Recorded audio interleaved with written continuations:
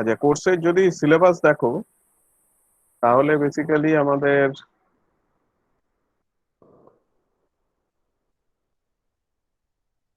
যে জিনিসটা আছে এটার নাম হচ্ছে discrete mathematics and number theory. তো এটা বেসিক্যালি একটা গোটা কোর্স। ফলে সেই গোটা কোর্সটাকে আমি পুরোটাই নিচ্ছি আমি একাই। তো এর মোস্টলি তিনটে পার্ট আছে। একটা হচ্ছে কম্বিনেটরিক্স এর পার্ট, যেটা হচ্ছে বেসিক্যালি বেসিক কাউন্টিং প্রিন্সিপালস গুলো, পিজিনোর প্রিন্সিপাল টাইপের কিছু। নেক্সট হচ্ছে গ্রাফ থিওরি। গ্রাফ থিওরির একেবারেই বেসিক প্রিলিমিনারিজ কিছু নোশনস আছে যাতে একটা বেসিক আইডিয়া হয়। আর 3 নম্বর হচ্ছে নাম্বার থিওরি। তো নাম্বার থিওরির সঙ্গে তার অ্যাপ্লিকেশন হিসাবে ক্রিপ্টোগ্রাফি বলে যে টপিকটা আছে সেটাও কিন্তু এর সঙ্গে ইনক্লুডেড। ফলে মেজর পার্ট হচ্ছে নাম্বার থিওরি পার্টটা, যেখানে তোমার তার সঙ্গে ক্রিপ্টোগ্রাফি বলে যে টপিকটা আছে সেটাও বেশ খানিকটা আছে। তো ব্রডলি স্পিকিং তোমাদের পুরো সাবজেক্টে যদি ওয়েটেজ ভাবো তাহলে ধরতে পারো নাম্বার থিওরিতে আছে অ্যারাউন্ড 60%, গ্রাফ থিওরিতে আছে অ্যারাউন্ড 25%, আর 15 হচ্ছে তোমার কম্বিনেটরিক্স সিলেবাসের যদি ভলিউম দেখা যায়। তো আমি সেই অর্থে প্রথম নাম্বার থিওরি দিয়ে শুরু করব। নাম্বার থিওরি এবং ক্রিপ্টোগ্রাফি কিছুটা এগোনোর পর হয়তো গ্রাফ থিওরি আর কম্বিনেটরিক্সে যাব। তো পুরো কোর্সের স্ট্রাকচারটা যেরকম হবে সেটা হচ্ছে যে, ধরো কিভাবে ফাইনাল পরীক্ষা হবে এই মুহূর্তে তো বলা যাচ্ছে না। সেটা হাতে লেখা পরীক্ষাও হতে পারে, মানে ইউনিভার্সিটিতে গিয়ে, অথবা যদি অনলাইন মোডে হয় সেটা ইউনিভার্সিটি কর্তৃপক্ষ যেমন ইনস্ট্রাকশন দেবে সেইভাবেই হবে। কিন্তু এটা ঘটনা একটা ইন্টারনাল অ্যাসেসমেন্ট থাকবে। তো ইন্টারনাল অ্যাসেসমেন্টে আমি একটা পরীক্ষার নেওয়ার, যে একটা পরীক্ষা বা দুটো পরীক্ষা নিয়ে তোমাদের কি কিরকম করছো সেটা ডিসাইড আমি করার পক্ষপাতী নই। কারণ ধরো একদিনে তোমার পরীক্ষা কোনো কারণে খারাপ হতেই পারে, অনেক রকম ঘটনা ঘটতে পারে। তো আমি যেটা করব সেটা হচ্ছে যে থ্রু আউট অ্যাসেসমেন্ট। তো এই কোর্সটা পুরোটাই ইন্টারঅ্যাক্টিভ হবে। বেশ কিছু প্রজেক্ট করতে দেবো। আগের দিনও বলেছিলাম যে প্রজেক্ট নট নেসেসারিলি তোমার এই টপিকই হতে হবে, যে কম্বিনেটরিক্স, ডিসক্রিট ম্যাথস বা নাম্বার থিওরি রিলেটেডই হতে হবে, নট নেসেসারি। তোমাদের ইচ্ছে মতো যা খুশি প্রজেক্ট তোমরা করতে পারো, সেটা হবে ফাইনাল প্রজেক্ট। এছাড়াও ছোট ছোট থ্রু আউট দ্য কোর্স আমি কিন্তু বেশ কিছু গ্রুপে ভাগ করে দিয়ে থ্রু আউট দ্য কোর্স ছোট ছোট কিছু অ্যাসাইনমেন্ট মতো করতে দেবো, যেগুলো গ্রুপে করবে। একা করার দরকার নেই। হয়তো সব অঙ্ক নিজে পারলে না, বন্ধুর থেকে জেনে নাও, কিন্তু জানার পরও জিনিসটা যাতে বোঝা থাকে সেই জায়গাটায় যেন যেতে পারো।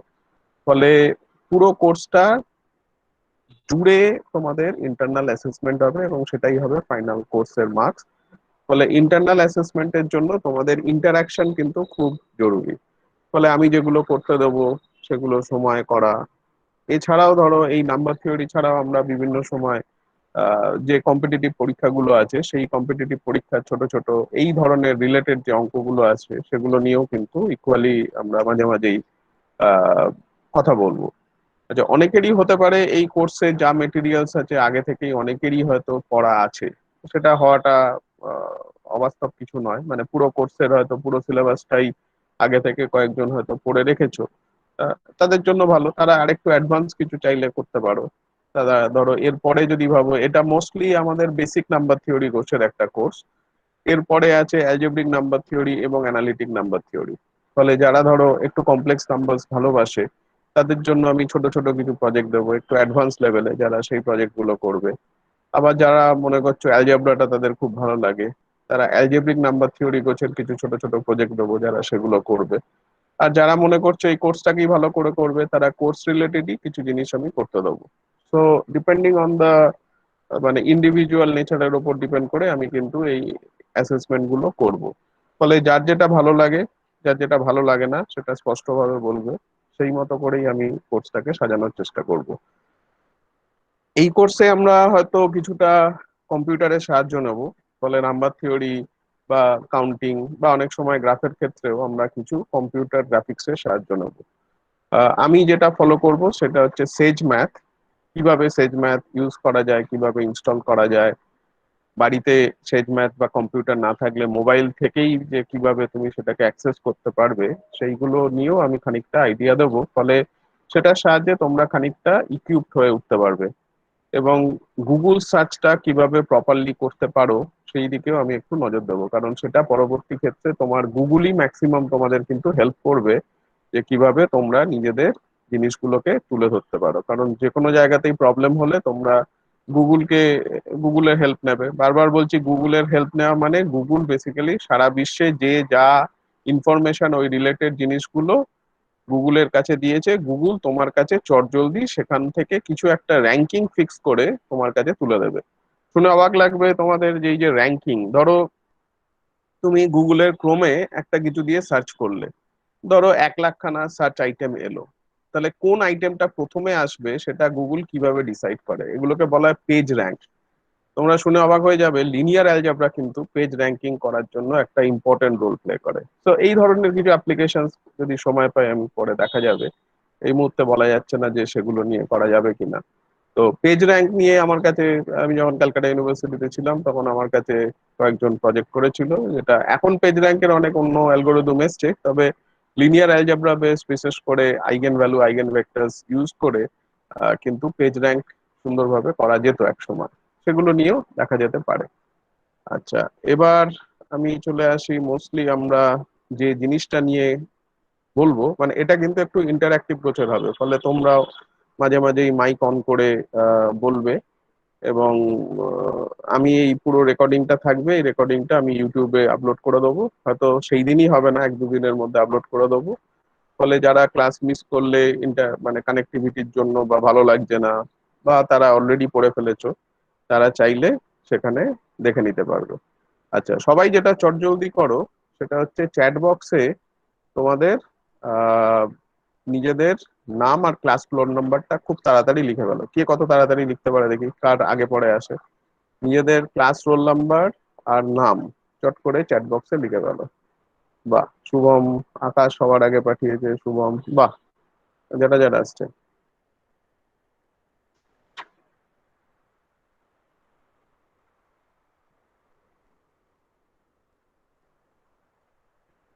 আচ্ছা, লাস্টে যে জয়েন করলে তাকে বলি তুমি চ্যাট বক্সে তোমার নাম আর ক্লাস রোল নাম্বারটা লিখে ফেলো চট করে।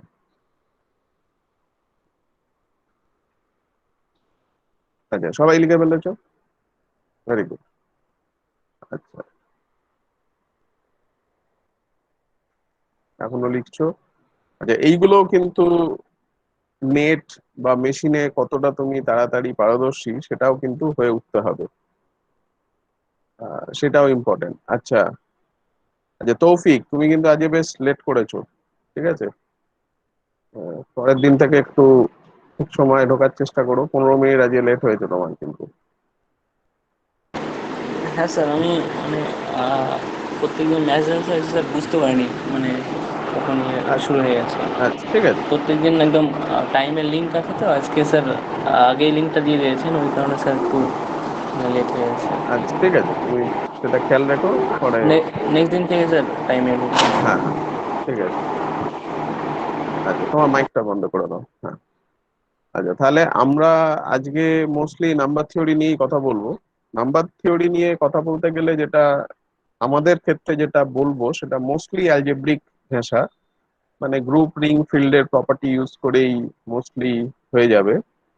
তো সেই কারণে শুরু করতে গেলে ধরো আমরা যদি শুরুই করি, তাহলে একটু হিস্ট্রিটাও দেখা যাক। আচ্ছা, আমরা স্ক্রিনটা শেয়ার করে নিই। আচ্ছা, তোমাদের কারো কিছু বলার থাকলে বলো,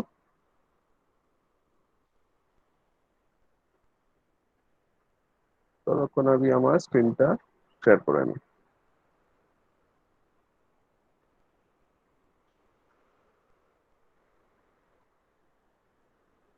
আচ্ছা, তোমরা স্ক্রিন দেখতে পাচ্ছো?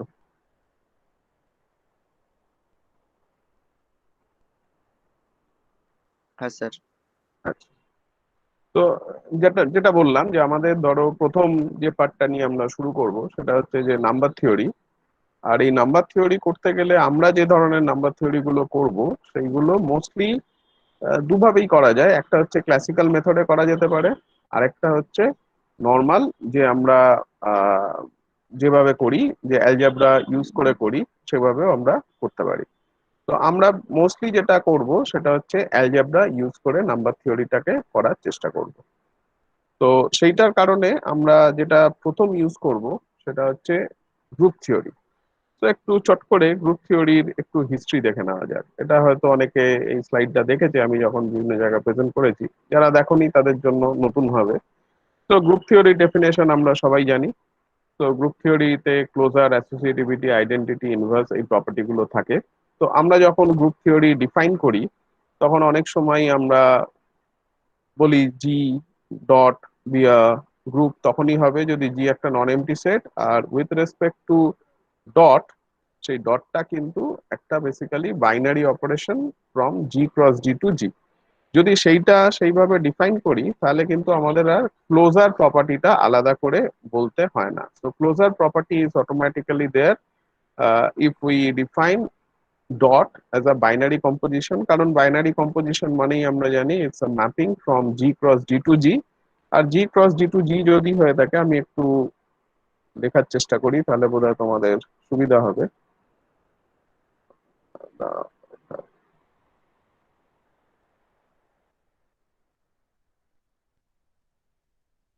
তাহলে জি ক্রস বি থেকে যদি ম্যাপিংটা হয়ে থাকে তাহলে অটোমেটিক্যালি সেটা ক্লোজার প্রপার্টি স্যাটিসফাই করার জন্য সেটাকে গ্রুপ অটোমেটিক্যালি হয়ে যাবে।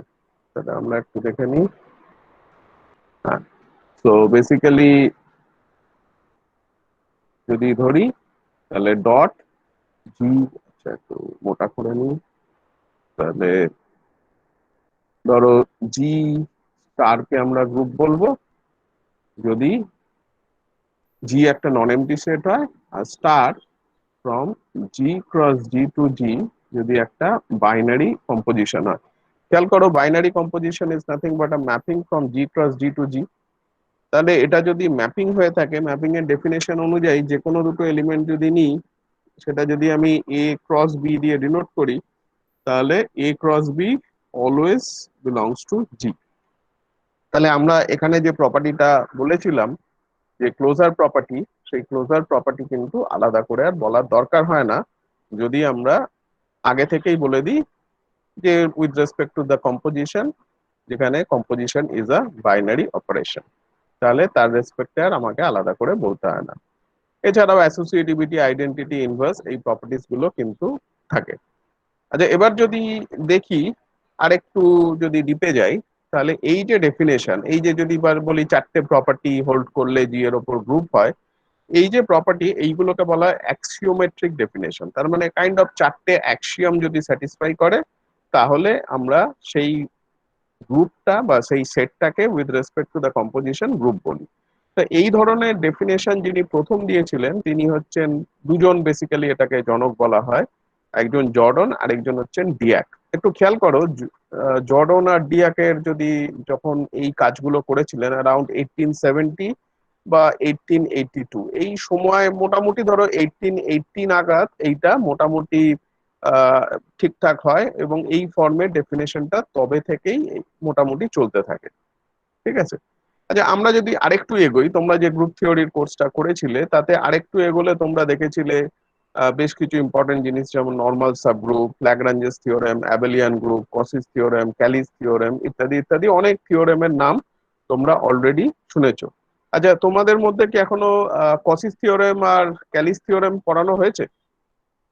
কেউ একজন একটু বলো। কসি আর ক্যালি কি তোমাদের এখনো পড়ানো হয়েছে না হয়নি এখনো? আচ্ছা, ঠিক আছে, আমার ধারণা হয়তো হবে। কিন্তু আমি যদি তোমাদের জিজ্ঞাসা করি, ল্যাগ্রাঞ্জেস থিওরেম নিশ্চয়ই হয়ে গেছে, অ্যাবেলিয়ান গ্রুপ কাকে বলে নিশ্চয়ই জানো। তো আমি যদি প্রশ্ন করি, আচ্ছা অ্যাবেলিয়ান গ্রুপ কে আবিষ্কার করেছিল বা ল্যাগ্রাঞ্জেস থিওরেম কে আবিষ্কার করেছিল, কি মনে হয় তোমাদের উত্তর কি হওয়া উচিত? কেউ একজন মাইক অন করে বলো। স্যার ল্যাগ্রাঞ্জ আর অ্যাবেলি হবে। ল্যাগ্রাঞ্জ আর অ্যাবেলি হবে, বাহ, ভালো উত্তর দিয়েছো, কারণ তাদের নাম অনুযায়ী হয়েছে। এবার যদি আমি একটু তাদের সম্পর্কে একটু দেখা যাক। আচ্ছা, ল্যাগ্রাঞ্জেস, দেখো ল্যাগ্রাঞ্জেস থিওরামের সঙ্গে তার নাম নিশ্চয়ই জড়িয়ে থাকা উচিত, কিন্তু ল্যাগ্রাঞ্জেস কতদিন ছিলেন আমাদের মধ্যে? 1736 থেকে 1813, মানে 1736 থেকে 1813। যদি অ্যাবেলকে দেখো, ইনি হচ্ছেন অ্যাবেল, অ্যাবেল পুরস্কার এখন অনেকেই জানো তোমরা, নোবেলের একটা সাবস্টিটিউট হিসাবে দেখা হয়। তো ম্যাথসে যেহেতু নোবেল প্রাইজ নেই, সেই জন্য অ্যাবেল, ফিল্ডস মেডেল, এই ধরনের নতুন নতুন প্রাইজ কিন্তু উঠে এসেছে। সো অ্যাবেলকেও যদি দেখা যায় 1802 থেকে 1829। আচ্ছা, ইউজুয়ালি ধরা হয় নর্মাল সাবগ্রুপটা বেসিক্যালি গ্যালোয়া প্রথম এইটা সম্পর্কে বলে গিয়েছিলেন। তো গ্যালোয়াও দেখো 1811 থেকে 1832, তো 1811 টু 1832। সিমিলারলি কশি, ক্যালে, এরা যারাই ছিলেন সবাই কিন্তু 1870-র আগে। তাহলে ল্যাগ্রাঞ্জেস থিওরেম যে দিয়ে গেছেন গ্রুপের ওপর, তাহলে নিশ্চয়ই গ্রুপের ডেফিনেশন তিনি জানতেন। অথচ আমরা বলছি গ্রুপের ডেফিনেশন তৈরি হয়েছে 1870-তে, তাহলে কিছু একটা গন্ডগোল হচ্ছে। যে ব্যাপারটা কি হলো, তাহলে কি ল্যাগ্রাঞ্জেস গ্রুপের ডেফিনেশনই জানতেন না, অথচ ল্যাগ্রাঞ্জেস থিওরেম হয়ে গেল? মানে একটা, আচ্ছা ল্যাগ্রাঞ্জেস থিওরেমের স্টেটমেন্টটা একটু শুনি, কেউ একজন বলো তো ল্যাগ্রাঞ্জেস থিওরেমের স্টেটমেন্টটা কি ছিল।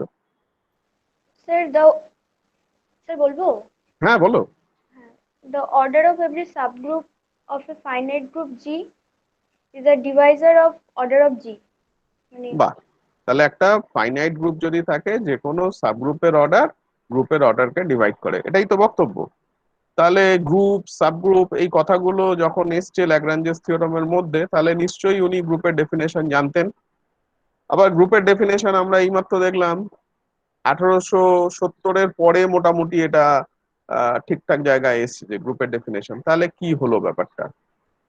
তো ব্যাপারটা খুব ইন্টারেস্টিং, এটা আমরা অনেকেই হয়তো জানি না। কিন্তু এই জায়গাগুলো কোনো একটা টপিক পড়ার সময় একটু হিস্ট্রিটা জানলে জিনিসটা আরো বেশি ইন্টারেস্টিং হয়ে যায়।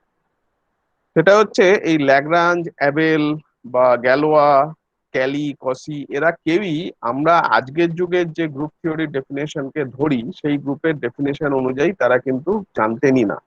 ইনফ্যাক্ট তাদের কাছে এই গ্রুপের কনসেপ্টটাও খুব ক্লিয়ার ছিল না। মানে তারা যে এই গ্রুপ যে বলতে আজকের যুগের যে গ্রুপকে আমরা বুঝি, সেই গ্রুপের কনসেপ্ট কিন্তু ছিল না। তখনকার দিনে কিন্তু পারমুটেশনের ওপর লোকেরা একটা বেশ বড় ফ্যাসিনেশন ছিল, সবাই পারমুটেশন নিয়ে কাজ করতো, পারমুটেশনের নানা প্রপার্টিজ নিয়ে কাজ করতো। আবার তখনকার দিনে এই ইকুয়েশন সলভিং টেকনিকের ওপরেও কিন্তু একটা জোর ছিল। ফর এক্সাম্পল ধরো, আমরা জানি যে যদি 2 ডিগ্রি কোনো ইকুয়েশন থাকে, একটা পলিনোমিয়াল ইকুয়েশন যদি থাকে, শ্রীধর আচার্যের সূত্র দিয়ে তুমি পেয়ে যাও রুটস গুলো। 3 বা 4 ডিগ্রি যদি হয়, তোমরা ফেরারে কার্ডেন্স মেথড, এগুলো কি তোমাদের পড়ানো হয়েছে? ফেরারে কার্ডেন্স মেথড আমি ধরবো না, হ্যাঁ স্যার, কিন্তু হয়েছে। পড়ানো হয়েছে। তো 3 ডিগ্রি 4 ডিগ্রি পলিনোমিয়াল অবধি তোমরা ইন্ডিসেস বা সার্স বা করণী ইউজ করে কিন্তু তার রেজাল্টস গুলো, যেমন শ্রীধর আচার্য হচ্ছে স্কোয়ার রুট ইউজ করে, কারেন্স ফেরারিতেও দেখবে তুমি ওরকম কিছু স্কোয়ার রুট টাইপের বা ইন্ডিসেস, সার্স, ওই ধরনের জিনিসপত্রগুলো আসে। কিন্তু প্রশ্ন হলো, যদি তোমাকে 5 ডিগ্রি বা 5 ডিগ্রির বেশি কোনো অ্যালজেব্রিক ইকুয়েশন দেওয়া হয়, পলিনোমিয়াল ইকুয়েশন যার ডিগ্রি হচ্ছে 5 বা 5-এর বেশি, তাহলে শ্রীধর আচার্যের ফর্মুলার মতো এমন কোনো ফর্মুলা কি তুমি দিতে পারবে যেটা বেসড অন সার্জেস? এবার ধরো তুমি একটা ইকুয়েশন দিলে x⁵, sorry x−5 whole to the power 5, মানে x−5 তার হোল টু দি পাওয়ার 5 দিয়ে বললাম আমি তো এর সলিউশন বের করতে পারি, এরকম বলছি না। আমি বলছি যে কোনো যদি ধরো a0 + a1x + a ধরো 5x⁵ = 0, এই ধরনের একটা পলিনোমিয়াল ইকুয়েশন দিলাম, দিয়ে বললাম এর কি কোনো একটা জেনারেল সলিউশন তুমি বলতে পারো? শ্রীধর আচার্যের ফর্মুলাতে আমরা পাই। তাহলে এই ধরনের ইকুয়েশন যদি পলিনোমিয়াল ইকুয়েশন হয় উইথ ধরো রিয়েল কোফিসিয়েন্টই ধরলাম আপাতত, তাহলে কি তুমি এর কোনো জেনারেল সলিউশন দিতে পারো? এটা ছিল প্রশ্ন। এবং তখনকার দিনের লোকজন শুধু 5 নয়, 5-এর বেশি ডিগ্রি হলেও সেই ঘটনাটা সত্যি। প্রশ্ন হচ্ছে যে এর কোনো জেনারেল সলিউশন যেটা করণী মেথড বা ইন্ডিসেস সার্চ দিয়ে তুমি পাও কিনা। তাহলে এই যে কনসেপ্টটা ছিল, এই কনসেপ্টটা নিয়ে কিন্তু তখনকার দিনের লোকেরা দারুণ ভাবে কাজ করেছিল। ফলে তখনকার দিনে প্রথম অ্যাবেল এবং গ্যালোয়া দুজন ইন্ডিপেন্ডেন্টলি এই সলিউশনটা দিয়েছিলেন, এর কোনো জেনারেল ফর্মুলা করা সম্ভব হবে না। দেখো, একটা জিনিস প্রুফ করা আমার মনে হয় তো ইজি, যে একটা জিনিস কিছু হচ্ছে সেটা দেখানো। কিন্তু একটা জিনিস যে হচ্ছে না সেইটা দেখানো ইজ নট দ্যাট ইজি। কিন্তু অ্যাবেল এবং গ্যালোয়া এনারা দুজনেই ইন্ডিপেন্ডেন্টলি, দেখো দুজন অলমোস্ট সমসাময়িক, এবং দুজনের মধ্যেই খুব একটা দারুণ মিল আছে। দেখো এনাদের লাইফ স্প্যান কিন্তু খুবই কম। এবং গ্যালোয়া, এনার হিস্ট্রিও খুব মজার, একটু গ্যালোয়ার হিস্ট্রি পড়তে পারো।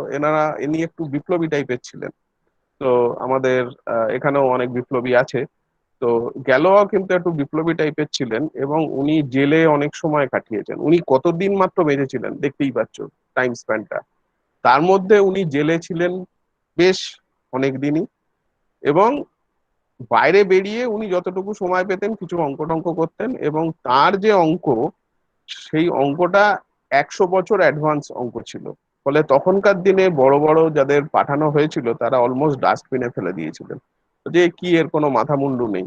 কিন্তু 100 বছর পর যখন জিনিসটা এগোয়, যখন লোকজন অনেক বেশি জানতে শুরু করে, অনেক অ্যাডভান্স হয় জিনিসটা, তখন তারা বুঝতে পারলেন যে এই জিনিসটা কত বড় কাজ করে গেছেন। অ্যাবেলও করে গিয়েছিলেন, অ্যাবেলও একই জিনিস প্রুফ করেছিলেন, কিন্তু অ্যাবেলের যে প্রুফের ডেপথ ছিল আর গ্যালোয়ার যে ডেপথ ছিল সেটা ছিল অনেক বেশি। গ্যালোয়া কিন্তু অনেক বেশি জিনিস প্রুফ করেছিলেন, এবং ফলস্বরূপ তার থেকে একটা নতুন থিওরি তৈরি হলো ফাইনাইট ফিল্ড রিলেটেড জিনিস, যেটাকে আমরা গ্যালোয়া থিওরি বলি। এবং তোমাদের কোর্সে আমি শিওর নই গ্যালোয়া থিওরি আছে কিনা, হয়তো ফাইনাইট ফিল্ড খানিকটা আছে, গ্যালোয়া থিওরি খানিকটা থাকতে পারে। পড়তে গেলে বুঝবে যে তখনকার দিনে কিভাবে তিনি পারমুটেশনের সঙ্গে রুটের সঙ্গে কি সুন্দর একটা সম্পর্ক তৈরি করেছিলেন। তিনি প্রথম দেখিয়েছিলেন যে 5 বা 5 ডিগ্রি অনওয়ার্ডস যদি হয় তাহলে এর কোনো সলিউশন থাকতে পারে না, জেনারেল কোনো ফর্মুলা সলিউশন থাকবে, কোনো জেনারেল ফর্মুলা থাকতে পারে না। তো এই নিয়ে তোমরা ডিটেলস আরো পড়তে পারবে। আচ্ছা, আরেকটু যখন এগোলো গ্রুপ থিওরি, তখন কিন্তু গ্রুপ থিওরির আরো অনেকগুলো টপিক খুলতে শুরু করলো। তো গ্রুপ থিওরিকে খুব ব্রডলি যদি ভাবো, তোমরা 3 ভাগে ভাগ করতে পারো। একটা হচ্ছে সেট থিওরিটিক ভিউ পয়েন্ট থেকে, একটা হচ্ছে নাম্বার থিওরিটিক ভিউ পয়েন্ট থেকে, একটা হচ্ছে জিওমেট্রিক ভিউ পয়েন্ট থেকে। সেট থিওরিটিক ভিউ পয়েন্ট থেকে কিন্তু অনেক বড় বড় লোকেরা, ল্যাগ্রাঞ্জ, রাফেল, অ্যাবেল, গ্যালোয়া, জর্ডন, ডিয়াক, এরা সবাই কাজ করেছিলেন। আবার যদি নাম্বার থিওরেটিক ভিউ পয়েন্ট থেকে ভাবো, তাহলে গাউস, অয়লার গ্রুপ থিওরিকে দেখেছিলেন। আবার যদি তুমি জিওমেট্রিক ভিউ পয়েন্ট থেকে ভাবো, তাহলেও ধরো গাউস, মবিয়াস, এরা প্রত্যেকেই এই ধরনের জিনিসগুলো নিয়ে কাজ করেছিলেন। তাহলে প্রশ্ন হলো এখানে, এই যে ল্যাগ্রাঞ্জেস থিওরেমের নাম তাহলে ল্যাগ্রাঞ্জেস হলো কেন, যখন তিনি গ্রুপের ডেফিনেশনই জানতেন না? অ্যাবেলিয়ান গ্রুপের নাম কেন হলো অ্যাবেলের নাম অনুসারে? এগুলো মোস্টলি যেটা হয়েছে সেটা হচ্ছে জর্ডন। জর্ডন পরবর্তী ক্ষেত্রে যখন এই ডেফিনেশনটা দিচ্ছেন, তখন তিনি একটু ইতিহাস ঘাঁটাঘাঁটি করে দেখার চেষ্টা করেছিলেন কে প্রথম এই আইডিয়াগুলো দিয়েছিলেন। ফর এক্সাম্পল, এই যে ল্যাগ্রাঞ্জেস, ইনি কিন্তু একটা পারমুটেশন গ্রুপ তখন তো ছিল না, কিন্তু পারমুটেশন নিয়ে কাজ করতে গিয়ে তিনি ব্যাপারটা দেখেছিলেন। অ্যাবেলও সেই রকম ওই পারমুটেশন নিয়ে দেখতে গিয়ে তিনি প্রথম দেখেছিলেন কিছু ধরনের জিনিসের মধ্যে পারমুট করলে, মানে কিছু কম্পোজিশন করলে একে অপরের সঙ্গে কম্প্যাটেবল হয় না, মানে A into B equal to B into A not necessarily সবসময় হয়। ফলে জর্ডন হচ্ছেন প্রথম এই জিনিসগুলো করে গিয়েছিলেন, যিনি একটু ইতিহাস ঘেঁটে দেখেছিলেন যে এই কনসেপ্টটাকে প্রথম কোনো একটা পার্টিকুলার কেসে কেউ ইউজ করেছিল কিনা। তো সেইটা করতে গিয়ে তিনি, তার কাছে মনে হয়েছিল এটা অ্যাবেল করেছেন, সেই অনুযায়ী তিনি এটা অ্যাবেলিয়ান গ্রুপ নাম দিয়েছেন। কারো মনে হয়েছে এটা ল্যাগ্রাঞ্জেস করেছিলেন, তিনি ল্যাগ্রাঞ্জেস করেছিলেন, এবং তিনি যথেষ্ট পণ্ডিত মানুষ ছিলেন। ফলে তিনি যতটা ইতিহাস সার্চ করে, তিনি যতটা ভালো করে বুঝেছিলেন, সেইভাবেই তিনি মোস্টলি ম্যাক্সিমাম এই থিওরেমস গুলোর নাম পরবর্তী ক্ষেত্রে তিনি দিয়েছিলেন। এবং এখন আমরা সেই থিওরেমস গুলো তার নাম অনুযায়ী ধরে নিই যে তারাই করেছিলেন, কিন্তু এই ইতিহাসটা জানাটা খুব জরুরি।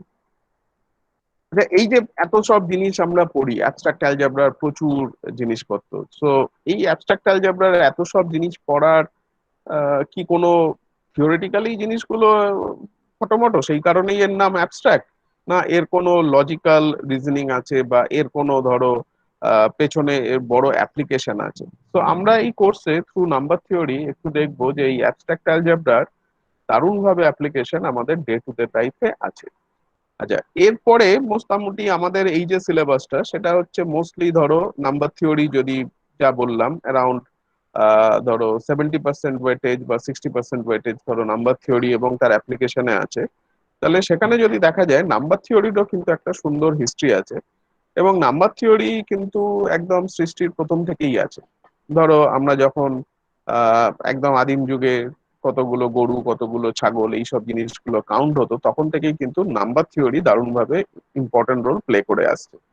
হঠাৎ করেই একটা অনেকেই বলে ঈশ্বরের অবদান, যে জিরো চলে আসে আমাদের এই ম্যাথামেটিক্স, এবং জিরো আসার পরই কিন্তু দারুণভাবে অঙ্কের মধ্যে একটা পরিবর্তন আসে। এবং সেই জিরোর ইতিহাস এবং ভারতবাসীরা জিরো কন্ট্রিবিউশন, মানে জিরো আবিষ্কারের পেছনে যে কন্ট্রিবিউশন ফিলোসফিক্যালি ভারতবাসীর কতটা, সেটা নিয়েও কিন্তু অনেক তথ্য উঠে আসছে আজকের যুগে। তো মোস্টলি এই যে ইতিহাসগুলো লেখা হয়, এগুলো মোস্টলি ব্রিটিশরা লেখা অনেক ক্ষেত্রেই।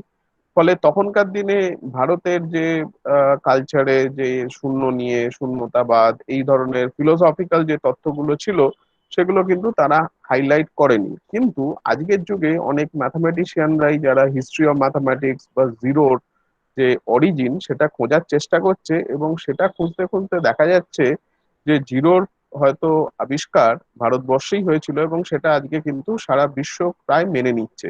আজকে যদি আমি এটা নিয়ে প্রচার করি, লোকে কিন্তু সেটা মানবে না। কিন্তু ফরচুনেটলি বেশ কিছু বড় বড় ম্যাথামেটিশিয়ান যারা কিন্তু জিরো যে ভারতবর্ষেই তৈরি হয়েছে বা আবিষ্কার হয়েছে সে নিয়ে কিন্তু অনেক তথ্য দেয়।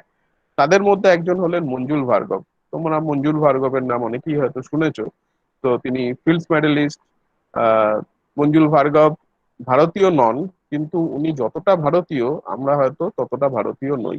আমার সৌভাগ্য হয়েছিল যে অনুষ্ঠানে উনি ফিল্ডস মেডেল পেয়েছিলেন, 2014 আই গেস। তো সেই ফিল্ডস মেডেল অনুষ্ঠানে আমি ছিলাম, সেটা কোরিয়ায় হয়েছিল। তো আমার সৌভাগ্য হয়েছিল ওনার সঙ্গে কথা বলার। একেবারেই মানে তুমি ধরতে পারো মানে মাটির মানুষ টাইপের আর কি, যে কেউ কথা বলতে পারে, মানে আমাকে পাত্তা দেওয়ার তো কোনো প্রশ্নই ওঠে না। কিন্তু সবার সঙ্গেই উনি ইকুয়ালি হেসেই কথা বলেন। এবং সেই অনুষ্ঠানে ওনাকে দেখেছিলাম। তো উনি ইলিপ্টিক কার্ভের কিছু পয়েন্ট কাউন্টিং এর ওপর কিছু বলেছিলেন, এবং তার আবিষ্কার নিয়ে অনেক কিছুই বলেছিলেন। তো এত সুন্দরভাবে উনি বুঝিয়েছিলেন যে একটা কঠিন জিনিস কত সহজে বোঝানো যায়। ওনার টক ছিল প্রায় 1 ঘন্টার মতো। উনি প্রায় 40 মিনিট ধরে উনি কি করেছেন সেটা খুব সহজভাবে বুঝিয়েছিলেন। আর লাস্ট 20 মিনিটস ছিল টেকনিক্যাল টক, সেটা আমি অবশ্যই বুঝতে পারিনি। কিন্তু প্রথম থেকে উনি কি করতে চলেছেন এবং কি করেছেন সেটা কিন্তু একেবারে লেম্যান বেসিসে উনি বুঝিয়েছিলেন, যাতে সবাই বুঝতে পেরেছিলেন। কিন্তু বাকি যারা ফিল্ডস মেডেল পেয়েছিলেন সেবারে আহ তাদের টক গুলো প্রথম থেকেই টেকনিক্যাল ছিল, কিন্তু ওনার টক ছিল প্রথম থেকে এতটাই সুন্দর যে কি করতে চলেছেন, নাম্বার থিওরির কি জায়গায় উনি করেছেন সেটা নিয়ে খুব সুন্দরভাবে উনি আলোচনা করেছিলেন। তো উনি কিন্তু ইন্ডিয়ান ম্যাথামেটিক্স বা হিস্ট্রি অফ ইন্ডিয়ান ম্যাথামেটিক্স নিয়েও বেশ কিছু পড়াশোনা এবং লেখালেখি করেন। ফলস্বরূপ এই ধরনের বেশ কিছু ম্যাথামেটিশিয়ান, বলিষ্ঠ ম্যাথামেটিশিয়ানরা আজকে এগিয়ে আসাতে কিন্তু নাম্বার থিওরিতে যে ভারতবাসীর অবদান অনেকখানি ছিল, সেটা কিন্তু আজকে আস্তে আস্তে এস্টাবলিশড হচ্ছে। আমরা আমাদের সিলেবাসে দেখবে চাইনিজ রিমাইন্ডার থিওরেম আছে, সো নাম শুনেই বোঝা যাচ্ছে এটা একটা চাইনিজ প্রোডাক্ট। কিন্তু আমাদের দেশের পুরনো নথিপত্র ঘেঁটে দেখা গেছে চায়নার আগে আমাদের দেশে কিন্তু চাইনিজ রিমাইন্ডার থিওরেম গুলো ছিল। তো আমরা যখন চাইনিজ রিমাইন্ডার থিওরেম পড়বো, সেই জিনিসটা নিয়েও আমরা দেখবো যে কিভাবে ইন্ডিয়ান ফিলোসফিতে কিভাবে সেটা ছিল, এবং সেই প্রবলেমস গুলো তখনকার দিনে সলভ কিভাবে হতো। নাম্বার থিওরির মধ্যে আমাদের অবশ্যই প্রাইম নাম্বারস কিন্তু একটা অন্যতম ইম্পর্টেন্ট রোল প্লে করে থাকে। তো ছোটবেলা থেকে আমরা নাম্বারস নিয়ে অনেকেই আলোচনা করি, কিন্তু যখন হঠাৎ করে কোন ক্লাসে আমি যাই না, প্রথম তোমরা প্রাইম নাম্বার দেখেছো, সেই প্রাইম নাম্বারও কিন্তু একটা প্রথম থেকেই একটা বেশ অন্যরকম জিনিস। যদি প্রাইম নাম্বার দেখা যায়, তার যদি হিস্ট্রি দেখা যায়, সেই হিস্ট্রিটাও কিন্তু বেশ পুরনো। তো গ্রিক এনসিয়ান ম্যাথামেটিশিয়ানরা অ্যারাউন্ড ধরো 3000 বিসি, বুঝতে পারছো, আজ থেকে প্রায় সরি মানে তখনকার দিনের পুরনো ম্যাথামেটিশিয়ানরাও কিন্তু এই গ্রিক মানে 3000 না, মানে 300 বা 500 বিসিতে কিন্তু তখনকার দিনের লোকেরা এই প্রাইম নাম্বার সম্পর্কে কিন্তু অবগত ছিল। তো তখনকার দিনের পিথাগোরাস স্কুল বলে একটা স্কুল ছিল। মানে এখনকার দিনে যে স্কুল, তখনকার দিনে গ্রিসে কিন্তু একটা স্কুল ছিল যেটাকে বলা হয় পিথাগোরাস স্কুল। সেখানে বড় বড় লোকেরাই পড়াশোনা করতো এবং তারা অনেকেই রিসার্চ ওরিয়েন্টেড লোকজন ছিল। তারাও কিন্তু এই নাম্বার, প্রাইম নাম্বার নিয়ে কিন্তু দারুণভাবে চর্চা চর্চা করতো।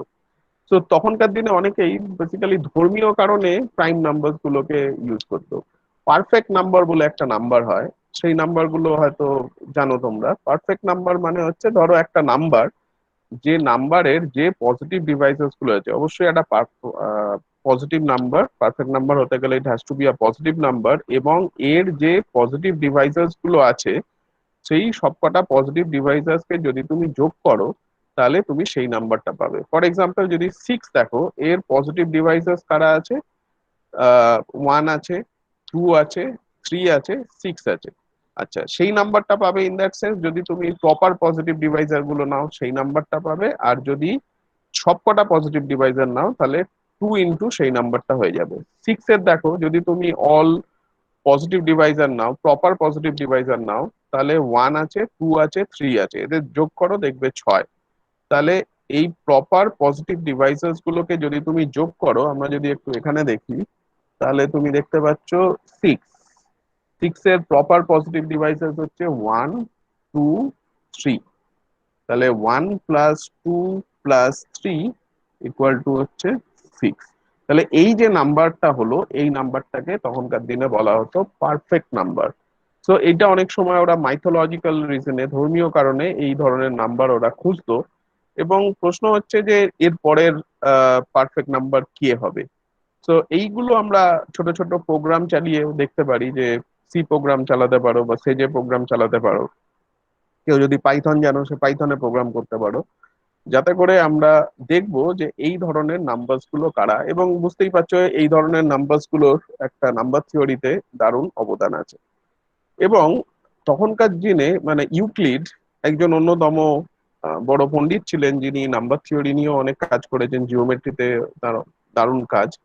তো ইউক্লিড অ্যাকচুয়ালি অ্যারাউন্ড 300 বিসি, মানে 300 খ্রিস্টপূর্বাব্দ, মানে আজ থেকে প্রায় 2300 বছর আগে তিনি কিন্তু নাম্বার থিওরি নিয়েও অসাধারণ কাজ করে গেছেন। তিনি প্রথম দেখিয়েছিলেন যে there exist infinitely many prime numbers. মানে ভাবো, আজ থেকে প্রায় 2300 বছর আগে লোকেরা প্রুফ করছেন there exist infinitely many primes, এবং ধরা হয় যে তিনিই প্রথম তার লেখায় দেখিয়েছিলেন আজকের আমরা যেটাকে বলি মেথড অফ কন্ট্রাডিকশন।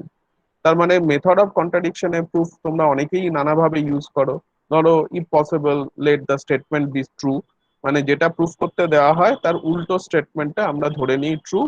কিছুক্ষণ যাওয়ার পর আমরা দেখাই যে তার মধ্যে কোনো একটা লজিক্যাল ফ্ল হচ্ছে, ফলস্বরূপ আমরা যেটা অ্যাজিউম করেছিলাম সেটা ট্রু নয়। তাহলে সেটা যদি ট্রু না হয়, তাহলে আমাদের যেটা দেওয়া ছিল, যেটা প্রমাণ করতে চলেছি, দ্যাট মাস্ট বি ট্রু। তো এই যে মেথড, এটাকে বলা হয় মেথড অফ কন্ট্রাডিকশন। এবং খেয়াল করো, আজ থেকে 2300 বছর আগে অ্যারাউন্ড ইউক্লিড প্রথম প্রুফ করেছিলেন এই ধরনের একটা লজিক ইউজ করে, কতটা লজিক্যাল ছিল। এবং তিনি যে প্রুফটা দিয়েছিলেন there exist infinitely many primes, সেটা কিন্তু তিনি মেথড অফ কন্ট্রাডিকশন দিয়ে প্রুফ করেছিলেন। এছাড়াও ইম্পর্টেন্ট যে রেজাল্ট, যে আমরা ফান্ডামেন্টাল থিওরেম অফ এরিথমেটিক বলি, তার মানে ফান্ডামেন্টাল থিওরেম অফ এরিথমেটিক কি বলছে? তুমি যে কোনো একটা পজিটিভ ইন্টিজার নিয়ে নাও, ধরা যাক গ্রেটার দ্যান 1, তাহলে this N can be written uniquely as a product of primes. ধরো এইটাকে আমি অবশ্যই এরকম করে সাম প্রোডাক্ট অফ প্রাইমস এর প্রোডাক্ট আকারে ইউনিকলি লিখতে পারবো। ইউনিক কি সেন্সে? ইউনিক এই সেন্সে যে তুমি এদের মধ্যে একটা পারমুটেশন ফিক্স করে নাও। তুমি ধরো 12কে তুমি 2 স্কোয়ার ইন্টু 3 করেও লিখতে পারো, আবার 3 two the power 1 into 2 square করেও লিখতে পারো। But unique in that sense যে তুমি একটা পারমুটেশন যদি ফিক্স করে নাও, কে আগে হবে কে পরে হবে, তাহলে এই লেখার পদ্ধতিটা কিন্তু ইউনিক। এবং এই প্রুফটাও ইউক্লিড তখনকার দিনে করে গিয়েছিলেন, এবং এটাকেই বলা হয় যে ফান্ডামেন্টাল থিওরেম অফ এরিথমেটিক। এবং বুঝতেই পারছো, এইটা যদি কেউ প্রুফ করে ফেলে, তাহলে যে কোনো ইন্টিজার, পজিটিভ ইন্টিজারই যদি ধরি, that must be product of primes. তার মানে পুরো ইন্টিজার সিস্টেমটার বিল্ডিং ব্লক হলো প্রাইমস গুলো। তার মানে যদি প্রাইমের নেচার গুলো প্রপারলি আমি স্টাডি করতে পারি, তাহলেই হয়তো ইন্টিজারের অল প্রপার্টিজও স্টাডি হয়ে যেতে পারে। কারণ for each integer, positive integer যদি হয় greater than one, that can be written uniquely as product of primes, এইভাবে আমরা লিখতে পারি। সুতরাং প্রাইম নাম্বারস গুলো কিন্তু চিরকালই একটা ইম্পর্টেন্ট রোল প্লে করে এসছে। আচ্ছা, এরপর যদি আরেকটু এগোনো যায়, ইউক্লিড কিন্তু প্রাইম নাম্বার ইনফাইনাইট আছে সবই বলেছেন, কিন্তু আনফরচুনেটলি ওনার লেখার মধ্যে কোথাও কিভাবে প্রাইম নাম্বার পাওয়া যাবে তার কোনো অ্যালগোরিদম উনি দিয়ে যেতে পারেননি। তিনি হয়তো জানতেন কিন্তু হয়তো লেখেননি। যিনি প্রথম এটা লিপিবদ্ধ করেছিলেন তিনি হচ্ছেন এরিস্থেতনিস। তিনি অ্যারাউন্ড 200 BC, মানে আজ থেকে প্রায় ধরো 2200 বছর আগে তিনি একটা মেথড দিয়ে গিয়েছিলেন যে how to find the primes. তোমাদের প্রথম কাজ হলো এই মেথডটা তোমরা এটা পরেও নিতে পারো বা এখন একটা স্ক্রিনশট নিয়ে নিতে পারো এইটার। এই যে মেথডটা, এই মেথডটা কি একটু নেটে সার্চ করে পরের দিন আমাকে বলবে, ঠিক আছে? আমি তোমাদের কাউকে একজনকে ধরবো, নিজে যদি না বুঝতে পারো, কারণ এই মেথডটা অত্যন্ত সহজ মেথড, গুগলে সার্চ করলেই তুমি পেয়ে যাবে, যে কোনো হয়তো নাম্বার থিওরির বইতেও পেতে পারো। এই মেথডে কিভাবে একটা ইন্টারভাল বা একটা নাম্বার দিয়ে দিলে তার থেকে ছোট যত প্রাইম আছে সমস্ত প্রাইম পাওয়ার একটা উপায় এই মেথডটা কিন্তু দেয়। সুতরাং এই মেথডটা তোমরা একটু পড়বে, পড়ে আমার প্রথম অ্যাসাইনমেন্ট যেটা কাজ রইলো তোমাদের জন্য, এইটাকে বলা হয় সিফ অফ এরিস্থেতনিস। এই মেথডটা তোমরা কিন্তু দেখে আমাকে পরের দিন জানাবে। তাহলে স্যার তোমাদের এখানে হোয়াইট বলো। কালার গুলো বক্সে স্যার ওগুলো কি প্রাইম দিয়ে করছে? সেটা তো পড়লে বুঝতে পারবে দিচ্ছে কি দিচ্ছে না। হ্যাঁ, এখন তো সাদা রঙের যেগুলো আছে সেগুলো প্রাইম, কিন্তু যেগুলো সাদা নয় অনেকগুলো কালার কিন্তু দেখতে স্যার পাচ্ছি, এতগুলো। কিন্তু 49 তো স্যার হচ্ছে প্রাইম না, 7 ইন্টু কোনটা 7 কোনটা 49 হ্যাঁ, 49। 49। তাহলে নিশ্চয়ই প্রাইম কি প্রাইম নয় সেটা পড়লে বুঝতে পারবে, আমি তো জানি না, সেই জন্য তোমাদের পড়তে দিয়েছি।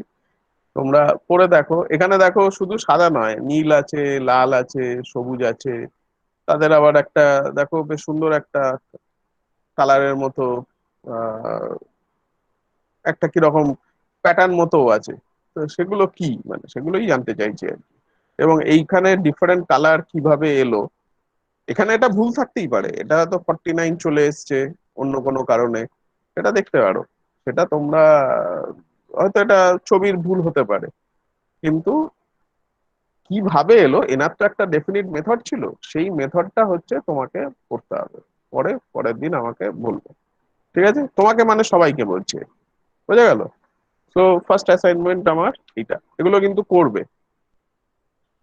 আচ্ছা, এরপর যেটা হলো যে এই ইউক্লিড বা তখনকার দিনের গ্রিক যারা পিথাগোরিয়ান স্কুলের যারা মেম্বার্স ছিলেন তাদের একটা বেশ বড় ধরনের রিসার্চ হওয়ার পর দেখা গেল হঠাৎ করেই একটা বেশ বড় gap on the field of number theory বা স্পেশালি প্রাইম নাম্বারস এর জন্য একটা বড় গ্যাপ দেখা দিল। মানে এই সময়টাকে যেটা বলা হয় হিস্ট্রিতে সেটাকে বলা হয় ডার্ক এজ। তো ডার্ক এজ ইজ বেসিক্যালি একটা হিউজ গ্যাপ অফ পিরিয়ড, যেই সময় কিন্তু কোনো নাম্বার থিওরির সিগনিফিকেন্ট কাজ সেই সময় হয়নি। এরপর হঠাৎ করেই যিনি এলেন তিনি হচ্ছেন ফার্মার। তো ফার্মাস লাস্ট থিওরেম নিশ্চয়ই তোমরা জানো, ফার্মাস লিথিউ থিওরেমও হয়তো তোমরা জানো, তো সেইগুলো আমাদের সিলেবাসে আছে। তো ফার্মাট কিন্তু দেখো এনার টাইম ছিল 1601 টু 1665। তো খ্রিস্টপূর্বাব্দ থেকে হঠাৎ করে প্রায় 1600 বছর সেইভাবে কোনো নাম্বার থিওরি বা প্রাইম নাম্বারস এর, মোস্টলি প্রাইম নাম্বারস এর রিলেশনে কোনো কাজ সেইভাবে কিন্তু এগোয়নি। এই ফার্মার যিনি ছিলেন ইনি বেশ একটু মজার লোক ছিলেন। তো ফার্মার কিন্তু ঠিক ম্যাথামেটিশিয়ান, যা গতানুগতিক ম্যাথামেটিশিয়ান বলতে যা বোঝায় তিনি ছিলেন না, তিনি একজন উকিল ছিলেন। তো স্বাভাবিকভাবেই তাকে ওকালতি করতে হতো। কিন্তু আহ মেজর অসুবিধে বা তখনকার দিনের লোকেদের তিনি বেশ অস্বস্তিতে ফেলে দিতেন, বিশেষ করে ম্যাথামেটিশিয়ানদের। তিনি বাড়িতে ফিরে রাত্রিবেলা অঙ্ক নিয়ে বসতেন এবং মজার মজার অঙ্ক প্রুফ করতেন, এবং প্রুফ করে তিনি তখনকার দিনে যারা বড় বড় ম্যাথামেটিশিয়ান ছিলেন তাদের কাছে পাঠাতেন। পাঠিয়ে বলতেন, আচ্ছা আমি এটা প্রুফটা করে ফেলেছি, তুমি করতে পারবে? অনেকেই হয়তো পারতো, আবার অনেকেই পারতো না। যারা পারতো না তাদের বলতো, তুমি ওটা পারলে না, আমার কাছে কিন্তু এর প্রুফ আছে, বলে আরেকটা চিঠি পাঠিয়ে প্রুফটা পাঠাতেন। মানে তখনকার দিনের লোকেদের এম্বারাস করার জন্য ফার্মাটের থেকে ভালো আর কেউ ছিলেন না। তো ম্যাথামেটিশিয়ানরা যারা বড় বড় ম্যাথামেটিশিয়ান ছিলেন, বুঝতেই পারছো, একটা বড় ম্যাথামেটিশিয়ানকে পাবলিকলি হয়তো চ্যালেঞ্জ করে বসলেন যে, তুমি করো তো, এটা আমি করেছি, তুমি পারবে এটা করতে, তুমি তো ম্যাথামেটিশিয়ান। তো ফলে তখনকার দিনের লোকেরা কিন্তু বেশ বিব্রত বোধ করতো মানে এই ফরম্যাটকে নিয়ে। তো এই ফরম্যাট নিয়ে খুব মজার মজার তথ্য আছে, আমরা একটা তথ্য সেটা নিয়ে একটু পরেই দেখব। কিন্তু এই ফরম্যাটের পর পরবর্তী যুগে যারা এসেছিলেন তারা হলেন মার্সেনে। তো মার্সেনের টাইমটাও দেখো, বেশ খানিকটা ইন্টারসেকশন ছিল ফার্মাটের সঙ্গে। এবং অয়লার, যিনি আরো প্রায় ফার্মাটের প্রায় 100 বছর পরে এসেছেন। খেয়াল করো, ফার্মাট 1601 থেকে 1665, আর অয়লার এসছেন 1707 থেকে 1783। তো মার্সেনে এবং ফার্মাট, মার্সেনেকে নিয়ে অনেক তথ্য আছে, সেগুলো আমি যাচ্ছি না, কিন্তু অয়লারকে নিয়ে বলতে গেলে অয়লার সত্যিকারেরই ম্যাথামেটিশিয়ান ছিলেন, মানে ওনার পেশাও ম্যাথামেটিশিয়ান ছিলেন। এবং অয়লারের প্রচুর কাজ অনেক দিকে আছে। আমরা যে গ্রাফ থিওরি নিয়ে করব, ধরা হয় যে Euler is the father of graph theory. তো এরকমই অনেক কিছু জিনিস আমরা দেখব যে অয়লারের নানাবিধ কাজ তিনি বিভিন্ন ফিল্ডে করে গেছেন, তার মধ্যে নাম্বার থিওরি হচ্ছে অন্যতম। সো আমরা বেসিক্যালি গ্রাফ থিওরি এবং নাম্বার থিওরি বেশ কয়েকটা জিনিস আমরা দেখব। যদি ফার্মাটকে নিয়ে বলতে হয়, তো ফার্মাটের অনেকগুলো অবদানের মধ্যে এটা হচ্ছে ফার্মাস লাস্ট থিওরেম। সো এটা অ্যারাউন্ড 1637-এ তিনি এই কাজটি করেছিলেন। সো এই স্টেটমেন্টটা কি? স্টেটমেন্টটা হচ্ছে, ধরো a to the power n plus b to the power n equal to c to the power n এর no three positive integer solutions for n greater than strictly greater than 2। তার মানে যদি তুমি এরকম একটা ইকুয়েশন নাও, ধরো a to the power n plus b to the power n equal to c to the power n, যেখানে n হচ্ছে strictly greater than 2, তাহলে a b c, এও জিরো হবে না, বিও জিরো হবে না, সিও জিরো হবে না, এইরকম তিনটে ইন্টিজার তুমি খুঁজে পাবে না which will satisfy this equation। এবং এনটা খেয়াল করো, গ্রেটার দ্যান 2। আচ্ছা, যদি এন এর ভ্যালুটা 1 হতো, তাহলে তুমি বুঝতেই পারছো a to the power 1 plus b to the power 1 equal to c to the power 1। তাহলে there exist infinitely many solutions where a not equal to 0, b not equal to 0, c not equal to 0, which satisfy this equation। তাহলে there exist infinitely many such solutions। আচ্ছা, যদি আমি square করি, a square plus B square equal to C square, তুমি কি বলতে পারবে এর কোনো সলিউশন আছে? স্যার একটা সলিউশন ইনফাইনাইটলি বলো। মেনি হবে তো, হ্যাঁ, পাইথাগোরিয়ান ট্রিপলেটস তো ইনফাইনাইটলি মেনি সলিউশন থাকবে। Infinitely many solutions. তো এর একটা সলিউশন অন্তত বলো। 3 4 12 13 5। 3 4 মানে যে কোনো পাইথাগোরিয়ান ট্রিপলেট। হ্যাঁ, 3 4 5, 3 square plus 4 square equal two 5 square. ঠিক আছে, তাহলে বুঝতেই পারছো, যদি তুমি প্রপারলি একটা সিম্পল, যদি তুমি একটা কোনো নাম্বার দিয়ে এটাকে মাল্টিপ্লাই করো, তাহলে ধরো তুমি কে স্কোয়ার দিয়ে মাল্টিপ্লাই করলে, সব দিকে কে দিয়ে দিলে, তাহলে K whole square, 4k whole square, 5k whole square. ঠিক আছে, বা মানে সেইভাবে মানে ঠিক কে দিয়ে নয়, আমি বলছি কে স্কোয়ার দিয়ে যদি তুমি সবকটাকে মাল্টিপ্লাই করে দাও, তাহলে তুমি এই ফর্মেও পাবে। এবং এই ফর্মে যদি হয়, তাহলে কে এর একটা অনেকগুলো কে এর জন্য তুমি পেতে পারো। তো যেটা বললো, পাইথাগোরিয়ান ট্রিপলেট যদি হয়, দেন দেয়ার এক্সিস্ট ইনফাইনাইটলি পাইথাগোরিয়ান ট্রিপলেটস। স্বাভাবিকভাবে এইটা যেভাবে পেয়েছিলাম আমরা, বেসিক্যালি যদি এখানে 3 আর এখানে 4 রাখি, তাহলে hypotenuse will be 5 for a right angle triangle. তাহলে এই ধরনের ট্রিপলেট কিন্তু ইনফাইনাইটলি মেনি আছে। ফলে for n equal to 2 also there exist infinitely many solutions. For n equal to 1 এবং 2 এর জন্য দেখলাম এই ইকুয়েশনের ইনফাইনাইটলি মেনি সাচ সলিউশনস আমরা পেয়ে গেলাম।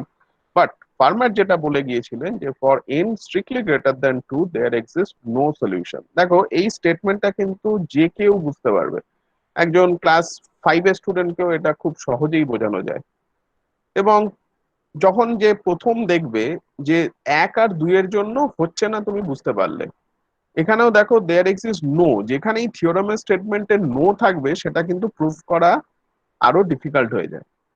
এবং ফার্মার অ্যাকচুয়ালি যদি এর হিস্ট্রি দেখা যায়, ফার্মার অ্যাকচুয়ালি ওই সময় অ্যারাউন্ড এই যে 1637 এই সময় অ্যাকচুয়ালি ফার্মার একটা বই পড়ছিলেন। সেই বইটা ছিল, সেটাও একটা গ্রিক এনসিয়েন্ট বুক, সেটা মানে রিটেন বাই ডাইফন্টেনিস। তো ডাইফন্টেনিস ইকুয়েশনের নাম হয়তো অনেকেই শুনেছো, আমরা আবার হয়তো খানিকটা দেখবো। এটাও একটা এনসিয়েন্ট গ্রিক ম্যাথামেটিশিয়ানদের বই, যেটার নাম হচ্ছে এরিথমেটিকা। তো এই এরিথমেটিকা নামের বইটা উনি পড়ছিলেন। তো এটার একটা কপি, এটা উইকিপিডিয়ায় পাওয়া যায়, আমি উইকিপিডিয়া থেকে ছবিটা নিয়েছি। তো এই বইটা একটা চ্যাপ্টার উনি পড়ছিলেন। পড়তে পড়তে ওনার হঠাৎ করে স্পন্টেনিয়াস ইকুয়েশন দেখতে দেখতে ওনার এই ধরনের ইকুয়েশনের নাম হঠাৎ মানে আইডিয়াটা মাথায় আসে, এবং তিনি এইখানে এই সাইডে মার্জিনে তিনি এই স্টেটমেন্টটা লিখেছিলেন। এবং ফার্মাটের একটা অদ্ভুত নেচার ছিল, উনি এই ধরনের মার্জিনে লিখতেই বেশি পছন্দ করতেন, এবং তার অনেক প্রুফ ওই মার্জিনের মধ্যেই তিনি লিখে ফেলেছিলেন। এখানেও তিনি এই স্টেটমেন্টটা লিখলেন। এই স্টেটমেন্টটা লিখে তিনি বললেন যে আমি এই থিওরামের স্টেটমেন্টের প্রুফটা জানি, এই সত্যি ঘটনা, এবং এইটা আমি প্রুফটা জানি, কিন্তু আমার মার্জিনের এই ছোট মার্জিনের সাফিসিয়েন্ট জায়গা নেই, সেই জন্য আমি এই থিওরামের প্রুফটা তোমাদের দিলাম না, মানে আমি দিয়ে যেতে পারলাম না, বলে ছেড়ে চলে গেলেন। তো ওনার মৃত্যুর পর অ্যাকচুয়ালি ওনার ছেলের হাত ধরে এইটা প্রকাশ্যে আসে, এবং তারপর সারা বিশ্বে ম্যাথামেটিশিয়ানদের মধ্যে একটা আলোড়ন পড়ে যায় যে হ্যাঁ আচ্ছা ঠিকই তো, এটা তো দেখে সহজই মনে হচ্ছে। একদল লোক মনে করতেন যে তারা যে এর এই যে স্টেটমেন্টটা এটা সত্যি নয়। খেয়াল করো, এটা মানে ফার্মার্স লাস্ট থিওরেম, যদি এটা কিন্তু উনি নিজে প্রুফ করে যাননি। লোকে বলে যে উনি এতগুলো থিওরেম দিয়েছিলেন এবং মার্জিনে লিখে গেছেন, এবং তার ছোট ছোট এত প্রুফ গুলো দিয়ে গেছেন, এবং সেগুলোর প্রায় সবকটাই সঠিক বলে পরিচিত হয়েছে, বলে এটা লোকে কিন্তু ফার্মার্স লাস্ট থিওরেম নাম দিলেন। কিন্তু উনি নিজে থিওরেম থাকলে তো তার একটা প্রুফ থাকবে, কিন্তু লোকে বিশ্বাস করতে লাগলো এটা উনি যখন বলে গেছেন এটা সত্যি ঘটনা হবে। এবং সেই থেকে এটা অ্যাকচুয়ালি কনজেকচার নাম দেওয়া উচিত ছিল, ফার্মার্স লাস্ট কনজেকচার হতে পারতো। কনজেকচার মানে তুমি নিজে প্রুফ করতে পারছো না, কিন্তু তুমি একটা স্টেটমেন্ট দিয়ে গেলে যে স্টেটমেন্টটা তোমার মনে হচ্ছে সঠিক। পৃথিবীতে অনেকে অনেক কনজেকচার যায়, সেই কনজেকচার হার্ডলি 10-15 দিন থেকে, কিন্তু এই কনজেকচারটা উনি যেটা দিয়ে গিয়েছিলেন ওনার সুনামের ওপর বেস করে, কিন্তু এটাকে লোকে কনজেকচার বলেনি, ওনাকে সবাই প্রায় ধরেই নিয়েছিল এটা থিওরেমই হবে। কিন্তু একদল লোক, এবং সেটা কয়েক সিগনিফিকেন্ট অ্যামাউন্ট অফ লোক, যারা মনে করতো যে এই স্টেটমেন্টটা সঠিক নয়, তারা এইটার জন্য কাউন্টার এক্সাম্পল খোঁজা শুরু করলো। তো তখনকার দিনে বুঝতেই পারছো, আজ থেকে প্রায় 300 বছর আগে বা 400 বছর আগে, তখনকার দিনে কম্পিউটার আসেনি লোকের কাছে, তখন ওরা হাতে করেই করতো। পরবর্তী ক্ষেত্রে যখন কম্পিউটার আসে তখনও কিন্তু একদল লোক মনে করতো এটা সঠিক নয়, তারা কিন্তু কম্পিউটার ইউজ করে এর কাউন্টার এক্সাম্পল খোঁজা শুরু করলো। কিন্তু দেখা যাচ্ছে যত দূরই যাওয়া যাচ্ছে, যত বড়ই কম্পিউটার তো আর ইনফিনিটি অব্দি যেতে পারে না, কিন্তু তার একটা লিমিটেশন আছে। কিন্তু যত দূরই যাওয়া গেছে দেখা গেল যে এই রেজাল্টটা কিন্তু ভুল প্রমাণ করা যাচ্ছে না, কিন্তু এটা যে সঠিক সেটাও লোকে প্রুফ করতে পারছে না। ফলে দিন দিন এর প্রতি কিন্তু লোকের আগ্রহ আরো বাড়তে থাকলো, এবং যত দিন গেল লোকে নতুন নতুন সাবজেক্ট তৈরি করতে থাকলো। এই যে আজকে তোমরা রিং থিওরি পড়ছো, এই রিং থিওরির কিন্তু অন্যতম কারণ হচ্ছে এই ছোট্ট স্টেটমেন্টটা। আজকে যারা অ্যালজেব্রিক নাম্বার থিওরি বা অ্যানালিটিক নাম্বার থিওরি নিয়ে পড়ছো, তাদেরও কিন্তু ব্যথার মেন কারণ হচ্ছে এই ছোট রেজাল্টটা। এই একটা রেজাল্ট, একটা ছোট স্টেটমেন্টই কিন্তু আজকের যুগের ম্যাথামেটিক্সকে অনেক দূর এগিয়ে নিয়ে গেছে, অনেক দূর রিসার্চ করতে লোকে বাধ্য হয়েছে, অনেক নতুন নতুন সাবজেক্ট খুলতে বাধ্য হয়েছে, জাস্ট এই স্টেটমেন্টটা প্রুফ বা এর ভুল প্রমাণ করার জন্য। তো প্রচুর নতুন নতুন কন্ট্রিবিউশন তৈরি হয়েছে, এবং তারা আজকের যুগে একটা এস্টাবলিশ সাবজেক্ট হিসাবে দাঁড়িয়ে পড়েছে। সো আনফর্চুনেটলি অনেক লোকই করতে পারেনি, এবং তোমরা শুনে অবাক হয়ে যাবে প্রচুর ম্যাথামেটিশিয়ান কিন্তু এই প্রবলেমটা ভুল প্রুফ করতে বা প্রুফ করার জন্য সারা জীবন কাটিয়েছেন, এবং at the end of the day তারা কিছুই প্রুফ করতে পারেননি। প্রচুর লোক ফ্রাস্ট্রেশনে চলে গেছেন, প্রচুর লোক পাগল হয়ে গেছে জাস্ট শুধু এই সহজ একটা স্টেটমেন্ট প্রুফ করার জন্য। এরপরে প্রায় 350 বছর লেগে গিয়েছিল ওনার এই স্টেটমেন্টটা প্রুফ বা ডিসপ্রুফ করতে। ফর্চুনেটলি 1994-এ অ্যান্ড্রু উইলস প্রথম এইটার প্রুফ সবার সামনে আনেন। সেটারও আবার একটা খুব ইন্টারেস্টিং হিস্ট্রি। তো 1994 এটা বলা হলেও উনি অ্যাকচুয়ালি জুন 1993-তে তিনি একটা কেমব্রিজে তিনি একটা পাবলিক লেকচার দিচ্ছিলেন। ঠিক আছে, সেই লেকচারের স্টেটমেন্ট ছিল modular forms, elliptic curves and Galois representation. So এইটা 3 দিন ধরে তিনি দিচ্ছিলেন, এবং উনি তখনকার দিনেও বেশ একজন বিখ্যাত ব্যক্তি ছিলেন। অ্যান্ড্রু উইলস এখনো আছেন উনি, এবং অ্যান্ড্রু উইলস এর সুযোগ্য ছাত্র হচ্ছেন মঞ্জুল ভার্গব। তো অ্যান্ড্রু উইলস এর আহ, বলতে পারো ছাত্র হচ্ছেন মঞ্জুল, ছাত্র মানে পিএইচডি ছাত্র হচ্ছে মঞ্জুল ভার্গব। তো অ্যান্ড্রু উইলস যখন 1993-তে কেমব্রিজে দিচ্ছেন 3 দিন ধরে, তো 3 দিন ধরে প্রচুর লোক শুনছে ওটা। কেমব্রিজে প্রচুর সিরিয়াস ম্যাথামেটিশিয়ান ছিলেন, সারা বিশ্ব থেকে ম্যাথামেটিশিয়ানরা এসেছিলেন এবং শুনছিলেন। Just at the end of the day, মানে যে একদম যেদিন শেষ হবে, শেষে গিয়ে তিনি যে জিনিসটা প্রুফ করলেন, প্রুফ করার পর বললেন যে আমি যা বললাম এই 3 দিন ধরে, তার শেষ কনক্লুশন হচ্ছে আমি ফার্মাস লাস্ট থিওরেম ফাইনালি প্রুফ করে ফেলেছি। এইটা শোনার পরই আবার সারা বিশ্বে একটা বিশাল আলোড়ন পড়ে গেল যে 350 বছরেরও বেশি ধরে যে জিনিসটা ওপেন প্রবলেম হয়ে পড়ে রয়েছে, ফাইনালি আজকে সেটা প্রুফ হলো। চারিদিকে আলোড়ন পড়ে গেল। কিন্তু তিনি এবার প্রুফটা যখন ফাইনালি লিখে সাবমিট করলেন, সাবমিট করার কিছুদিনের মধ্যে অ্যান্ড্রু উইলস নিজে বুঝতে পারলেন যে প্রুফের মধ্যে ভুল আছে। আবার সারা বিশ্বে হাহাকার পড়ে গেল যে এতদিন পর একটা জিনিস প্রুফ হলো, সেটাও আবার ঠিক মতো প্রুফ হলো না। ফর্চুনেটলি উনি এবং ওনার ছাত্র মিলে এই প্রুফটা আবার সারাই করেন, এবং সারাই করে 1993-তে যেটা ছিল সেটা ফাইনালি 1994-এ তিনি সাবমিট করেন, এবং এখনো অবধি সেটা ঠিক হিসাবেই ধরা হয়। ফলে তিনি যে ফাইনাল প্রুফটা সাবমিট করেছিলেন সেটা ছিল 1994-এ সঠিক প্রুফ, এবং ফার্মাস লিটল লাস্ট থিওরেমের যে প্রুফটা তাকেই ধরা হয় তিনি প্রথম যিনি সেটা সঠিকভাবে প্রুফ করতে পেরেছিলেন। ফলে এটা একটা 350 বছরেরও বেশি একটা বড় ওপেন প্রবলেম, যেটা কিন্তু নাম্বার থিওরিতে একটা স্তম্ভ বলতে পারো, কিন্তু সেটা বোঝাটা অত্যন্ত সহজ, একটা 5-এর ছেলেও কিন্তু সেটা খুব সহজেই বুঝে উঠতে পারে। সেই স্টেটমেন্টটা প্রুফ করতে 350 বছরেরও বেশি সময় কেটে গিয়েছিল। তো এই রিলেটেড জিনিস কিন্তু number theory specially prime numbers এর সঙ্গে জড়িয়ে আছে, এই ধরনের প্রচুর ছোট ছোট সহজ সহজ প্রবলেম স্টেটমেন্ট, যেটা একজন 5-এর স্টুডেন্টও খুব সহজে বুঝতে পারবে, কিন্তু এখনকার যুগেও তাবৎ তাবড় বড় বড় ম্যাথামেটিশিয়ানদেরও কিন্তু নাকানি চোবানি খাইয়ে দেয়। সেরকমই কয়েকটা স্টেটমেন্টে আসা যাক। এনার নাম হচ্ছে গোল্ডব্যাক।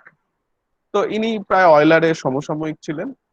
তিনি গোলব্যাক একটা অবজার্ভ করেছিলেন, এবং সেই অবজারভেশনটা তিনি অয়লারকে পাঠিয়েছিলেন। এটা আমার উইকিপিডিয়া থেকে নেওয়া একটা ছবি। এইটায় কি লেখা আছে আমি পড়ে বোঝার চেষ্টা করিনি, কারণ এটা ফ্রেঞ্চ বা কিছুতে লেখা হবে। তো যাই হোক, তো এইটার বিষয়বস্তু উইকিপিডিয়ায় যা বলেছে আমি তাই বলছি, আমি এটা পড়ে বুঝিনি, কিন্তু এর আশেপাশে যা লেখা ছিল সেখান থেকে পড়ে আমি যা বুঝলাম, স্টেটমেন্টটা এইরকম যে every even integer greater than 2 can be expressed as sum of two prime numbers। এর মানেটা কি, যে কোনো যদি একটা ইভেন ইন্টিজার তুমি গ্রেটার দ্যান 2 নাও, তাহলে that can be written as sum of two prime numbers. দেখো এটাকে কিন্তু কনজেকচার বলা হচ্ছে, কারণ এটা গোলবাক একটা কনজেকচার করেছিলেন। আচ্ছা আমরা একটু সেজে দেখে নিই। সেটা হচ্ছে সেজ ম্যাথ বলে আমাদের যে সফটওয়্যার আছে, সেই সফটওয়্যারটা একটু দেখে নিই। আচ্ছা, ধরো কেউ একজন আমাকে দাও তো, এটা গোল্ডবার্গ কনজেকচার। কেউ একটা চ্যাট বক্সে তোমাদের মধ্যে কেউ একজন যে কোনো একটা প্রাইম নাম্বার, যে কোনো একটা even number which is greater than 2 একটা দাও, কেউ একজন। কেউ একজন টাইপ করো চ্যাট বক্সে।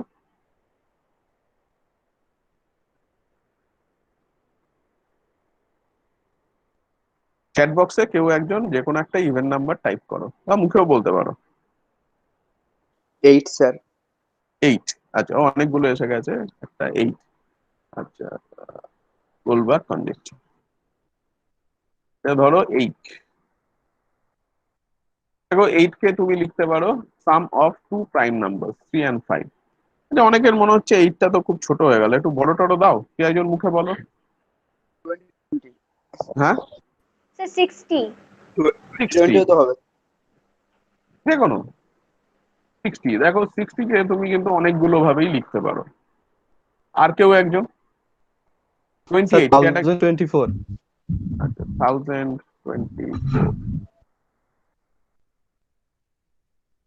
তো এইভাবে লেখা যায়, ঠিক আছে, অনেকগুলো প্রাইম আকারেই লিখতে পারছো। আচ্ছা, আর কেউ, আর কেউ, যদি তোমার মনে হয় এটা খুব ছোট, একটা 0 বসিয়ে দাও।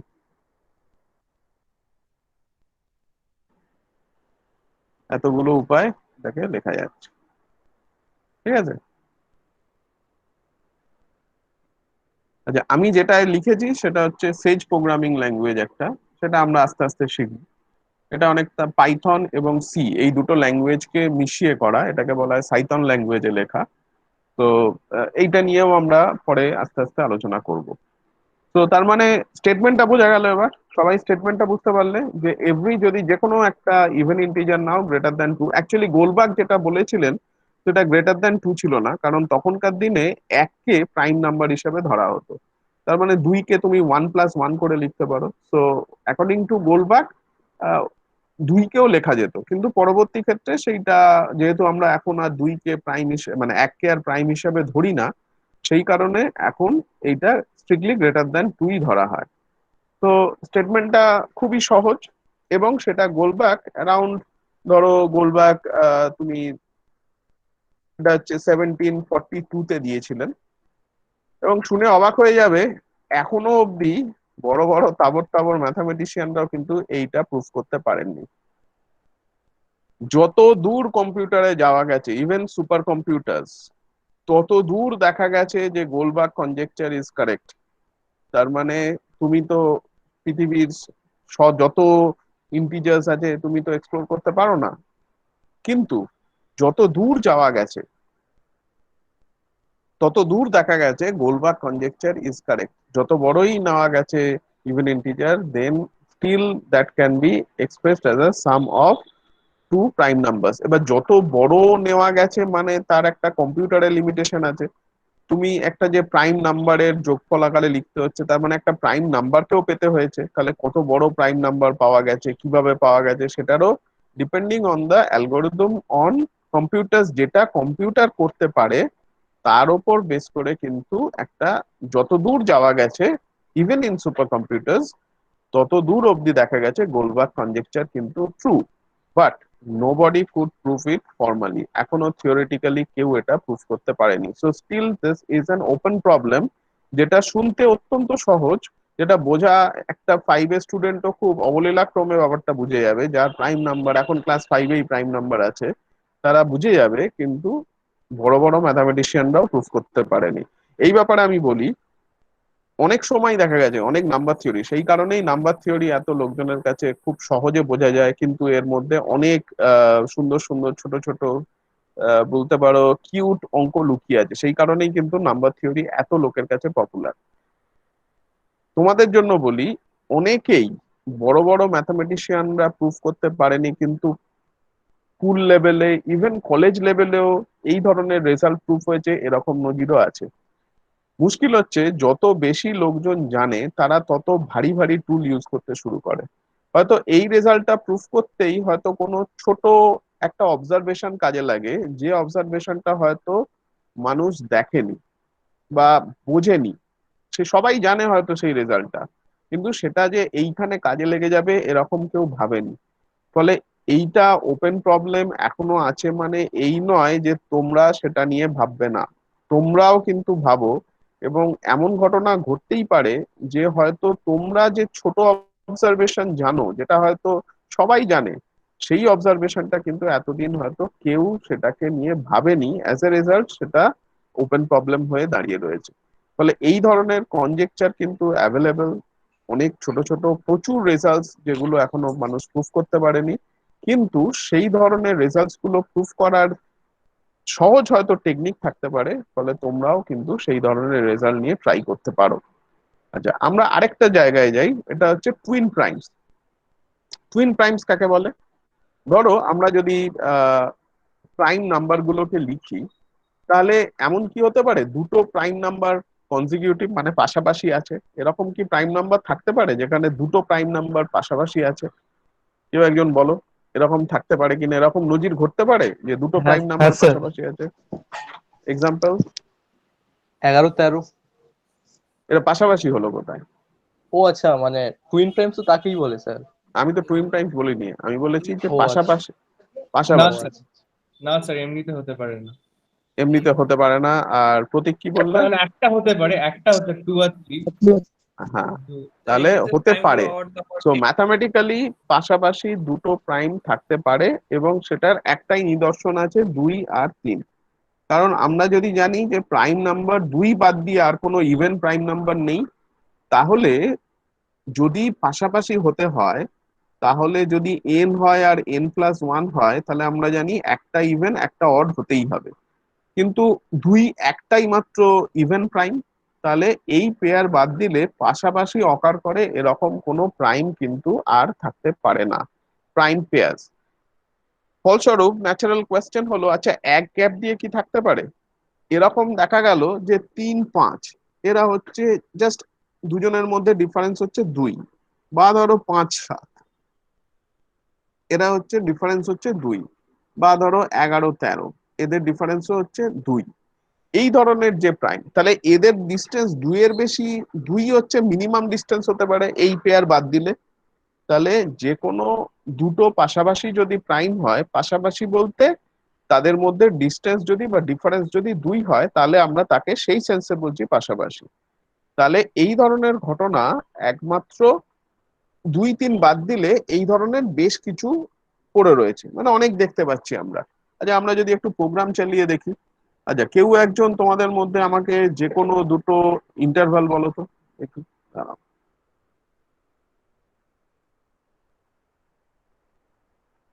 একটা ইন্টারভাল বলো যার মধ্যে তুমি টুইন প্রাইমস দেখতে চাইছো, এবং যার মধ্যে ধরো আছে জানো, মানে আমি এই প্রোগ্রামটায় যার মধ্যে নেই সেইটা কনসিডার করিনি, কিন্তু তোমরা যখন প্রোগ্রাম লিখবে সেটাও কনসিডার করা উচিত। ধরো আমি দিলাম ইন্টারভাল 1, 3, তাহলে 1, 3 এর মধ্যে তো কোনো টুইন প্রাইমস নেই।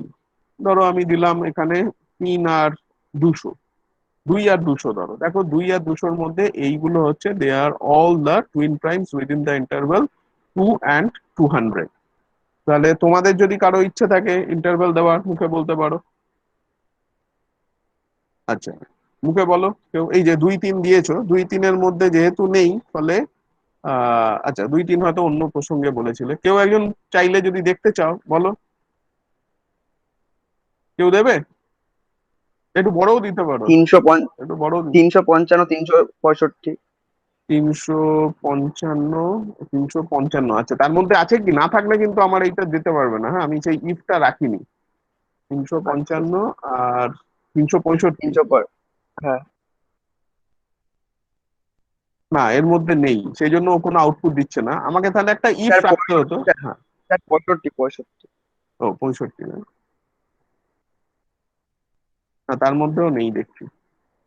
একটু বাড়িয়ে দিলাম, ধরো 800 করে দিলাম, দেখি এর মধ্যেও নেই। ধরো 500 করে দিলাম, এর মধ্যে থাকা উচিত। হ্যাঁ, এর মধ্যে আছে। দেখো এর মধ্যে প্রথম এসছে 419, 421 and so on। তো এইটা যদি আমি একটু চেঞ্জ করে দিতাম, যে এর মধ্যে একটা কাউন্ট লাগিয়ে দিতাম, কাউন্ট যদি 0 হয়ে যায় তাহলে ও প্রিন্ট করে দেবে যে there exist no twin primes in the interval. আমি অ্যাজিউম করে নিয়েছি যে আমার যে ইন্টারভাল গুলো দেবো সেটার মধ্যে আছে, ফলে এটা আর 1-2 লাইন এক্সট্রা লিখলেই আমি ওই কেসটাও পেয়ে যেতাম। আচ্ছা, এইটা হচ্ছে যেভাবে লেখা আছে, এগুলো হচ্ছে পাইথন লেখা স্টাইল। এটা একটা ফাংশন ইউজ করা হয়েছে পাইথনের, ইজ প্রাইম, সেগুলো আমরা পরে আসবো। তো টুইন প্রাইম স্টেটমেন্টটা নিশ্চয়ই বোঝা গেল। শুনে অবাক হয়ে যাবে, এখনো অবধি কিন্তু এই কনজেকচারটা প্রুফ হয়নি। দেখো, আজ থেকে প্রায় 2500 বছর আগে প্রুফ হয়ে গেছে there exist infinitely many prime numbers, এবং বেশ কিছু প্রাইম নাম্বারস এর ফর্মও প্রুফ হয়ে গেছে, এবং বেশ কিছু প্রাইম নাম্বারস এর ফর্ম, ধরো 4k+1, এই ধরনের যে prime number infinitely many exist করে সেই ধরনের প্রুফ আছে। আবার বেশ কিছু ফর্ম আছে যার প্রুফ কিন্তু এখনো হয়নি।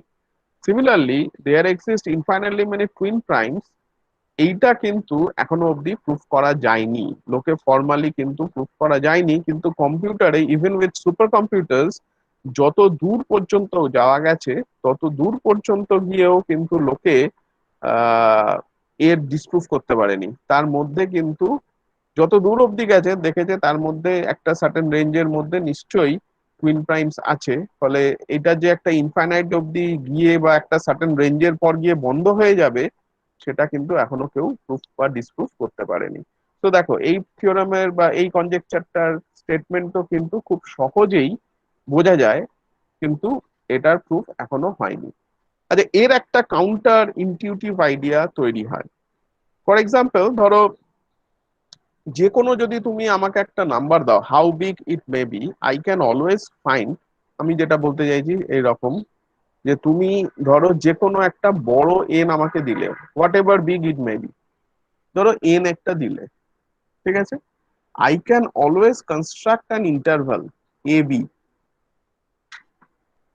বেসড অন দিস এন, যেখানে কিনা এই B minus A equal to N হবে, এবং এইখানে যে এন খানা কনজিকিউটিভ ইন্টিজার আছে তাদের মধ্যে একটাও প্রাইম হবে না, নট প্রাইম। স্টেটমেন্টটা আরেকবার বোঝার চেষ্টা করো।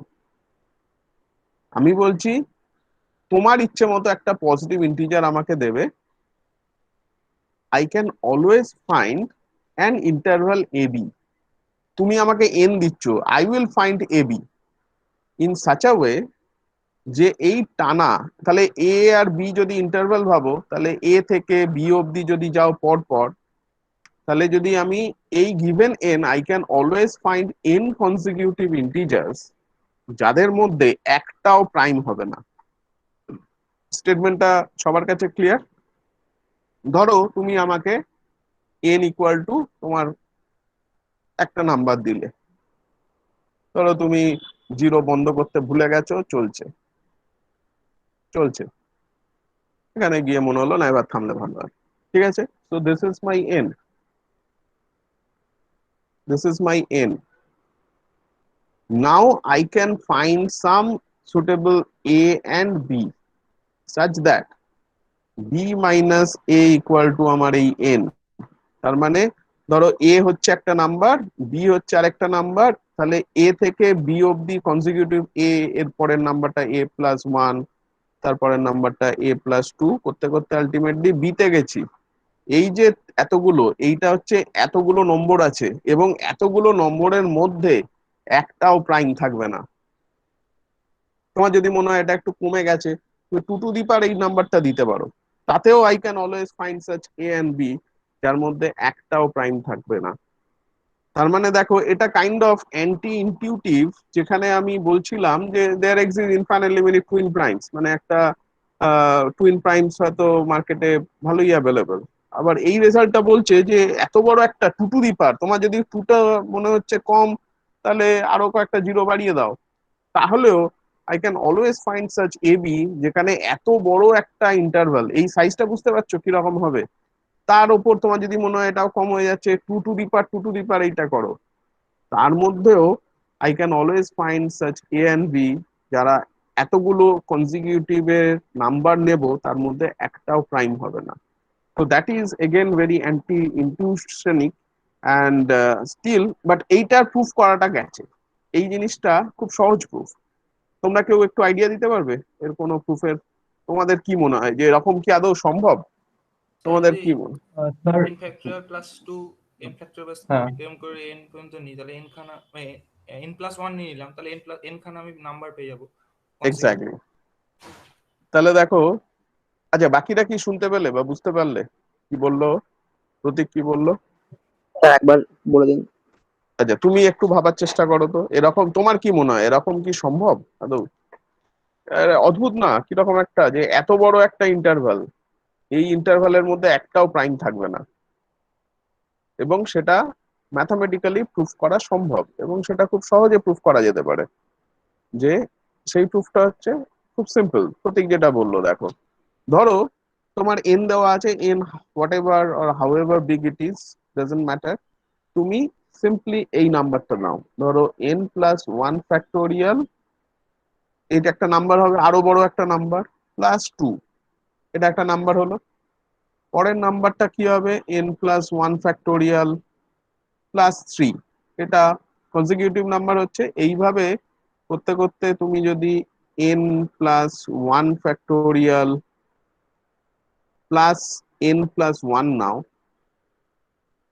তাহলে 2 থেকে শুরু হয়েছে, এন প্লাস ওয়ান অব্দি গেছো, তাহলে কতগুলো কনজিকিউটিভ হলো, ধরো এন এর ভ্যালু আমি নিলাম 5, তাহলে তোমার নাম্বারটা হলো 6 factorial plus two, 6 factorial plus three, করতে করতে 6 ফ্যাক্টোরিয়াল প্লাস সিক্স। তাহলে এখানে কতগুলো কনজিকিউটিভ নাম্বার হচ্ছে দেখো, 2 থেকে 6, তাহলে 5টা নাম্বার হলো। So they are 5 consecutive number. এটা যাদের কাউন্টিং এ একটু গন্ডগোল আছে, এই পরে আমরা যখন কাউন্টিং করব তারা এই জায়গাগুলো কিন্তু এখন থেকেই সজাগ হও। 2 থেকে 6 চট করে গুনলে কি হবে, দুটোর মধ্যে বিয়োগ করবে, বিয়োগ করে প্লাস করে দেবে। তোমরা ছোটবেলায় লাইট পোস্টের অঙ্ক যদি করে থাকো, এই ধরনের কাউন্টিং ইজ ভেরি ইম্পর্টেন্ট, যে প্রথমটাকে কাউন্ট করতে হয়, তাহলে কতগুলো লাইট পোস্ট আছে, এই ধরনের অঙ্ক কিন্তু আমরা ছোটবেলায় করতাম, হয়তো তোমরাও করেছো। তো এই কাউন্টিং গুলো ইজ ইম্পর্টেন্ট। তো 6 - 2 +1 হয়ে যায়, কারণ তুমি সেক্ষেত্রে বেসিক্যালি 0 থেকে ধরতে পারো, এটা 2 + 0 থেকে 2 + 6 অব্দি গেছে, মানে 2 + 4 অব্দি গেছে আর কি। 0 থেকে 2 + 4 হচ্ছে 6, যেহেতু 0 থেকে শুরু হয়েছে সেই জন্য এটা 5। তো দেখো এইখানে এই যে 6 + 2, এই নাম্বারটা ইজ ডিভিজিবল বাই 2, এই নাম্বারটা ইজ ডিভিজিবল বাই 3, এবং এই নাম্বারটা ইজ ডিভিজিবল বাই 5। তার মানে এখানে যে এইটা is not prime because it is divisible by 2 and this is not 2, এটাও divisible by 3 and this number is not 3, and this is divisible by 6, the 6 হবে, this is divisible by 6 and this number is not 6। তাহলে এখানে আমরা কি দেখলাম, 5খানা consecutive number আছে যেটা কিন্তু একটাও প্রাইম নয়। সিমিলারলি তুমি এন এর ভ্যালু যা খুশি নিয়েই তুমি এই ভ্যালুটা পুট করে দিতে পারো, পুট করলেই তোমার যা দাঁড়াবে, সেখানে এন খানা কনজিকিউটিভ ইন্টিজার্স হবে, যার মধ্যে কিন্তু একটাও তোমার প্রাইম হবে না। তো দ্যাট ইজ ভেরি ইন্টারেস্টিং একটা অবজারভেশন, যেটা কিন্তু কাইন্ড অফ অ্যান্টি ইনটিউশন গোছের একটা। আচ্ছা, এছাড়াও আরেকটা আমি তোমাদের দেখাচ্ছি, যেটাকে বলা হয় কোলাজ কনজেকচার। আচ্ছা, সেটার আমি একটু দেখানোর চেষ্টা করি। আচ্ছা, তোমরা আমাকে যে কোনো একটা ইভেন নাম্বার দেবে। আচ্ছা, আইডিয়াটা হচ্ছে আমি একটা সিকোয়েন্সের মতো জিনিস বানানোর চেষ্টা করব। যে কোনো একটা ইভেন নাম্বার যদি আমার কাছে দেওয়া থাকে, ধরা যাক এন, যদি একটা নাম্বার, ইভেন নাম্বার দেওয়ার দরকার নেই, যে কোনো একটা আমাকে নাম্বার দেবে which is say greater than, ধরা যাক 4, এবং সেই নাম্বারটার আইডিয়া হলো যে তুমি আমাকে যদি নাম্বারটা দাও, আমি সেই নাম্বার থেকে একটা সিকোয়েন্স তৈরি করব। কিভাবে, যদি নাম্বারটা ইভেন হয় তাহলে আমি ফার্স্ট স্টেপে করব n/2, মানে ওকে ভাগ করে দেবো। ততক্ষণ পর্যন্ত ভাগ করব যতক্ষণ এই নাম্বারটা ইভেন রয়ে যায়। তার মানে কেউ যদি আমাকে ধরো দিলে 24, তাহলে 24 যেহেতু ইভেন, তাহলে ফার্স্ট স্টেপে হবে এটা 12, সেকেন্ড স্টেপে হবে এটা 6, যতক্ষণ ইভেন আছে আমি ভাগ করে যাব। থার্ড স্টেপে হবে এটা 3। তাহলে এইভাবে ভাগ করতে করতে আমি জিনিসটা ছোট হতে হতে যাবে, যেই অড হয়ে যাবে নাম্বারটা, আমি কি করব, নাম্বারটাকে আমি আবার, যেই অড হয়ে গেল আমি তাকে 3 দিয়ে গুণ করে 1 যোগ করে দেবো। তার মানে সেই নাম্বারটার ফর্ম হয়ে যাবে 3k + 1। এবার আবার দেখবো 3k + 1টা ইভেন না অড। যদি আবার ইভেন হয়ে যায় তাহলে আবার ভাগ করতে থাকবো যতক্ষণ না সেটা অড হয়। আবার যদি সেটা অড হয় তাহলে আবার আমি সেটাকে 3k + 1 দিয়ে গুণ করব, মানে 3k দিয়ে গুণ করে 1 যোগ করব, তাহলে আমি একটা সিকোয়েন্স পাবো। ফর এক্সাম্পল এইখানে যদি আমি এটা দিয়ে, 3k+1টা তো অড হবে না, কারণ ওই k টা অলরেডি অড, তাহলে 3k টা অডই হবে, তাহলে +1 করলে ইভেন হয়ে যাবে। তাহলে ইভেন হবে, তাহলে সেটাই দেখো। মানে আবার তো ভাগ করলে আবার ইভেন হয়ে যাবে, অড হয়ে যেতে পারে। তাহলে সেইভাবে আমি এগোতে থাকবো। ধরো 3, তাহলে 3 মানে 3 × 3 + 1, তার মানে 10। 10 কে আবার 5 করে দেবো, ভাগ করব, যেহেতু এটা ইভেন নাম্বার 2 দিয়ে ভাগ করলাম। আবার 5, 5 মানে কত? 15, 16। 16 মানে হচ্ছে 8, 8 মানে হচ্ছে 4, 4 মানে হচ্ছে 2, 2 মানে হচ্ছে 1। ঠিক আছে? তাহলে দেখো আমার একটা সিকোয়েন্স হলো 12, 6, 3, 10, 5, 16, 8, 4, 2, 1। কোলাজ কনজেকচার বলছে তুমি যে নাম্বার দিয়েই শুরু করো না কেন পজিটিভ ইন্টিজার, তুমি একটা সার্টেন স্টেপের পর, ফাইনাইট নাম্বার অফ স্টেপের পর, ইউ মাস্ট অ্যারাইভ অ্যাট 1। এই 1-এ তোমাকে আসতেই হবে। তো this is called Collatz conjecture. আচ্ছা, আমরা একটু হাতে স্যার করে তো 5 বেশি। থেকে স্যার হুম, 5 থেকে 16টা হলো কিভাবে একটু বলুন। 5 হচ্ছে 5 × 3, 15 + 1। 5টা তো অড, যেই আমি অড পাবো আমি সেটাকে 3 দিয়ে গুণ করে 1 যোগ করে দেবো। 2 এর পাওয়ারে একবার পৌঁছে গেলেই হলো, মানে তাহলে এবার 1 তাহলে প্রশ্ন হচ্ছে, হ্যাঁ এবার 1 অনেক ভাবেই আসতে পারে। তো প্রশ্ন হচ্ছে যে 2 এর পাওয়ারে পৌঁছাবো তার গ্যারান্টি কোথায়? তোমাকে যে কোনো একটা নাম্বার থেকে, দেখো আমি কিন্তু 2 দিয়ে গুণ করছি না, আমি ভাগ করে কমিয়ে দিচ্ছি 2 এর পাওয়ার গুলোকে। আর যদি অড চলে আসে তাকে আবার 3 কে +1 করে দিচ্ছি, তার মানে আলটিমেটলি একটা ইভেন নাম্বারে পৌঁছে যাচ্ছি। But the conjecture says that তুমি যেখান থেকেই শুরু করো না কেন, you will always converge at 1। Converge মানে সিকোয়েন্সের ওই কনভার্জের সেন্সে নয় অবশ্যই, তুমি একটা 1-এ গিয়ে কনভার্জ করবে। ঠিক আছে? মানে 1 তোমাকে আসতেই হবে। আচ্ছা, ধরো এই কোলাজ কনজেক্টর চালানোর জন্য তোমরা আমাকে একটা নাম্বার বলো, কোন নাম্বার চাইছো বলো, একটা যে কোনো নাম্বার বলো। আপাতত আমি এটা দিয়ে চালিয়েছি, কেউ একটা নাম্বার মুখে বলো। 73। 73। দেখো 73 দিয়ে যদি রান করি, আমার এটা এইভাবে এসছে। বাহ, অনেক দূর গেছে 73। বাবা, 73 তো বেশ বেশ জ্বালিয়েছে। এগুলো হাতে করে করতে পারতাম না আমরা। 73 দেখো অনেকগুলো স্টেপ পরে কিন্তু দিয়েছে, আমি কতগুলো স্টেপ পরে দিয়েছে তারও একটা আউটপুট নিয়েছি। ধরো এখানে 73 দেখো বেশ বেশ বড় হচ্ছে, বড় ছোট ছোট বড় করতে করতে করতে করতে আলটিমেটলি 1। এখানে বলছে 116খানা স্টেপ ওকে যেতে হয়েছে। ঠিক আছে? তাহলে বুঝতেই পারছো জিনিসটা বেশ ইন্টারেস্টিং। এটা হচ্ছে কোলাজ কনজেকচার। এটা দিয়ে তোমরা একটু নেটে সার্চ করতে পারো, এক্সাক্ট স্পেলিংটা দেখে নাও। এটা তোমরা কোলাজ কনজেকচার, COLLATZ, এবং শুনে অবাক হয়ে যাবে এটাও হচ্ছে একটা ওপেন প্রবলেম। স্টেটমেন্টটা, এটা হয়তো ক্লাস 3 এর স্টুডেন্টও বুঝতে পারবে যে স্টেটমেন্টটা কি, but still this is an open problem. আচ্ছা, এইখানে আরো মজার মজার আছে, যে পারফেক্ট নাম্বার নিয়ে আছে, সেটা আহ, দেখতে পারো আর কি। তো তোমাদের সেকেন্ড অ্যাসাইনমেন্ট হচ্ছে আজকে যেটা দেখবে সেটা হচ্ছে যে এই রকম ইন্টারেস্টিং কিছু ওপেন প্রবলেমস তুলে নিয়ে আসা, যেগুলো শুনতে সহজ, বুঝতে সহজ, অথচ দে আর স্টিল ওপেন প্রবলেম। এরকম বেশ কিছু প্রবলেমস এখনো আছে। স্যার স্যার কথাটা কেটে গেল স্যার, একবার বলুন। হ্যাঁ, তোমাদের সেকেন্ড অ্যাসাইনমেন্ট হচ্ছে পরের দিন প্রত্যেকে একটা করে ওপেন প্রবলেম, নাম্বার থিওরি বা প্রাইম নাম্বারস রিলেটেড আনবে, যেটা বোঝা যাবে সহজে এবং স্টিল যেটা ওপেন প্রবলেম। তাহলে গুগলে সার্চ করতে হবে বা কোনো নাম্বার থিওরির বই দেখতে হবে। তো সেইটা দেখে তোমরা কিন্তু পরের দিনের তোমাদের নেক্সট অ্যাসাইনমেন্ট হচ্ছে একটা প্রবলেম আনা, which is still an open problem, এবং যেটা এখনো অবধি যে যে স্টেটমেন্ট গুলো বললাম সেগুলো তুমি ম্যাক্সিমাম 5-এর, মানে 5-এর স্টুডেন্ট বুঝে যাবে যে এটা কি স্টেটমেন্টটা। এই ধরনের যে যে প্রবলেমস গুলো আছে এগুলো খুব ইন্টারেস্টিং, মানে সেগুলো করলে তোমার সার্চ করতে গেলে দেখবে নিজেরও অনেক জিনিস, অজানা জিনিস পাচ্ছ। মানে আমি সেই জন্য কখনো ওই বইয়ের কোন পাতায় আছে বলি না, আমি বলে দিই বই থেকে খুঁজে নেবে বা নেট থেকে খুঁজবে। তোমার তো ভাগ্য ওরকম হবে না, ভাগ্য ভালো থাকলে তখন তুমি লটারি কাটবে, লোটো করবে, বা ড্রিম 11-এর টিম বানাবে।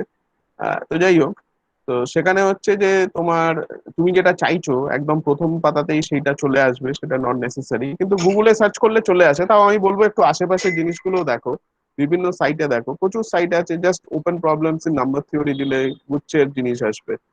তো তার মধ্যে জিনিসগুলো দেখো কোনটা বোঝা যায়। আমি আর কিছুদিন পর যারা কমপ্লেক্স নাম্বারস নিয়ে পড়তে ইচ্ছুক একটু হায়ার স্টাডিজে, তাদের আমি একটা নাম্বার থিওরির খুব ইন্টারেস্টিং, খুব ইম্পর্টেন্ট একটা প্রবলেম, যেটা রিম্যান হাইপোথিসিস বলে, সেইটা রিলেটেড জিনিসগুলো করতে দেবো। তো তারা, তার প্রুফটা তো এখনো হয়নি, সুতরাং প্রুফটা আমি অবশ্যই অ্যাসাইনমেন্ট হিসাবে দেবো না। কেউ করতে পারলে আমি খুব খুশি হব, আমি কেন, মানে সারা বিশ্ব খুশি হবে। আমি তাদের যেটা করতে দেবো, যে স্টেটমেন্টটা যেন বোঝা যায়। মানে একটা, তোমরা তো কমপ্লেক্স নাম্বারের জিটা ফাংশন পড়েছো, তোমরা কমপ্লেক্স নাম্বার না এমনি জিটা ফাংশন পড়েছো কি? তোমাদের জিটা ফাংশন সম্পর্কে কোনো আইডিয়া আছে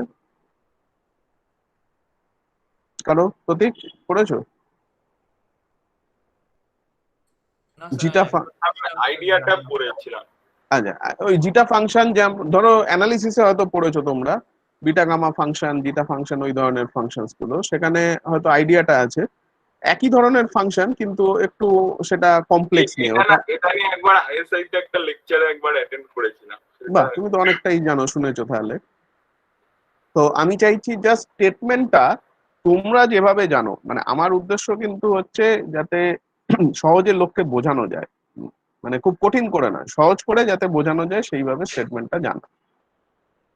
তো এটা একটা জিনিস থাকবে যেটা করতে হবে।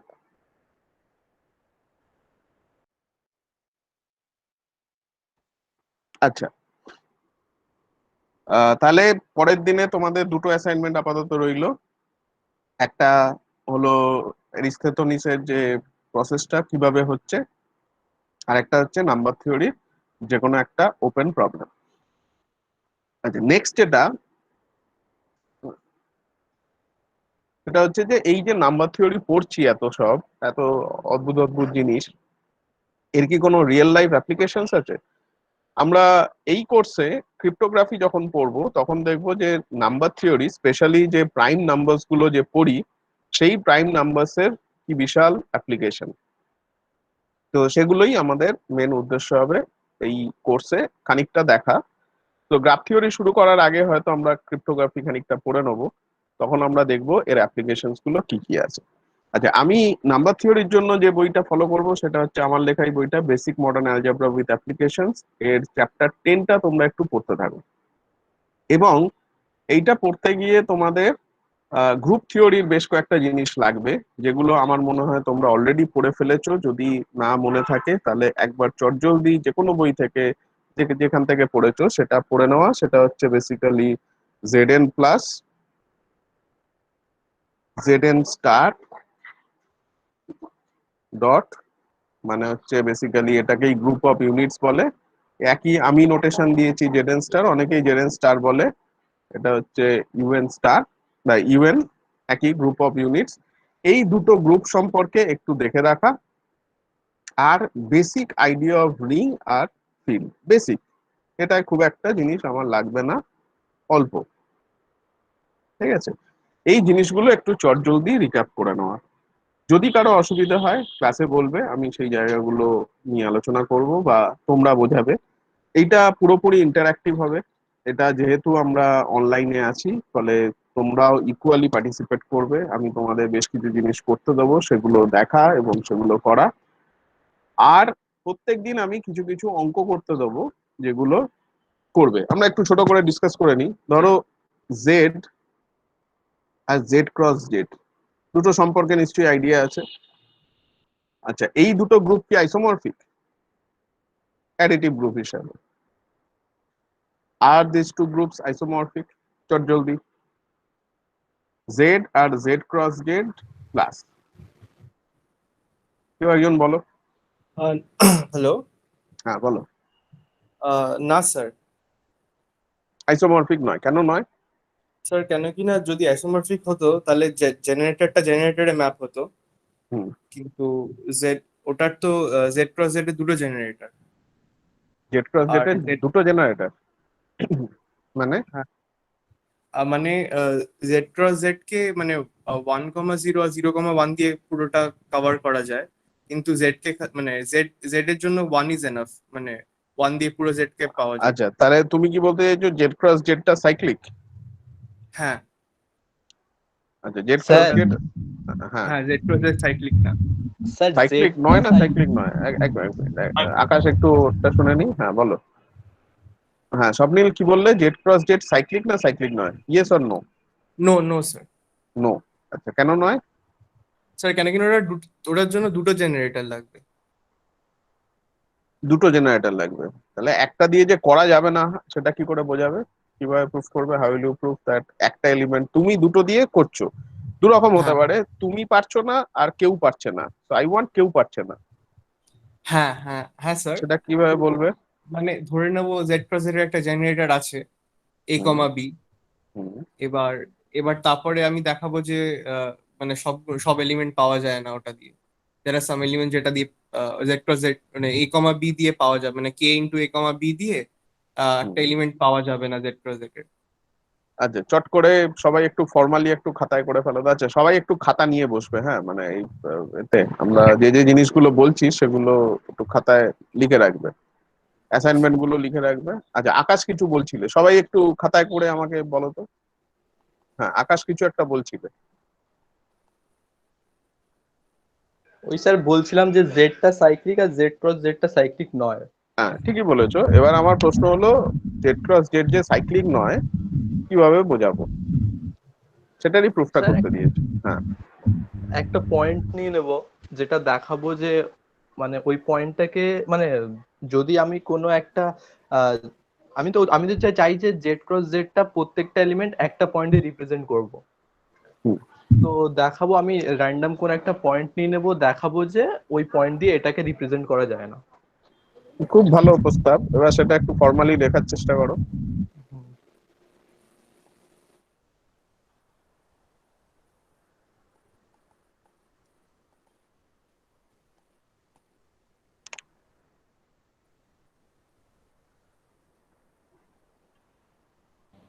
Hello sir. বলো। হ্যাঁ, স্বপ্নিল যেটা বললো যে এ বি একটা জেনারেটর ধরে নেব, আর হুম। তারপরে এমন একটা এলিমেন্ট দেখাবো যেটা কে এ কে বি ফর্মে নয়। তো যদি আমি পি কিউ দুটো প্রাইম নিয়ে নিই, পি কিউ এই এই এলিমেন্টটা জেড ক্রস জেড এর দুটো হুম। প্রাইম তো কে দিয়ে ডিভিজিবল হবে না, তাহলে হুম। ওইটা কে এ কে বি ফর্মে নয়। উম, কে কেবি ফর্মে নয়? আচ্ছা। তাহলে ওই এলিমেন্টটাকে পেলাম না এ বি জেনারেটরটা দিয়ে। হুম। ঠিক।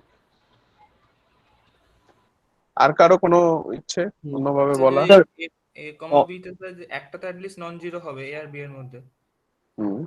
তাহলে যদি ধরে নিলাম যে বিটা নন জিরো, তাহলে এ কমা বি প্লাস ওয়ানটাকে লিখতে পারবো না? এ প্লাস? মানে এ কমা বি প্লাস ওয়ানটাকে তাহলে আমি ওর মাল্টিপ্লিসিয়ার লিখতে পারবো না যদি বিটা নন জিরো হয়। আচ্ছা, সেখান থেকে বলতে হবে যে তাহলে ওইটা মানে জেনারেট করতে পারছে না। ঠিক।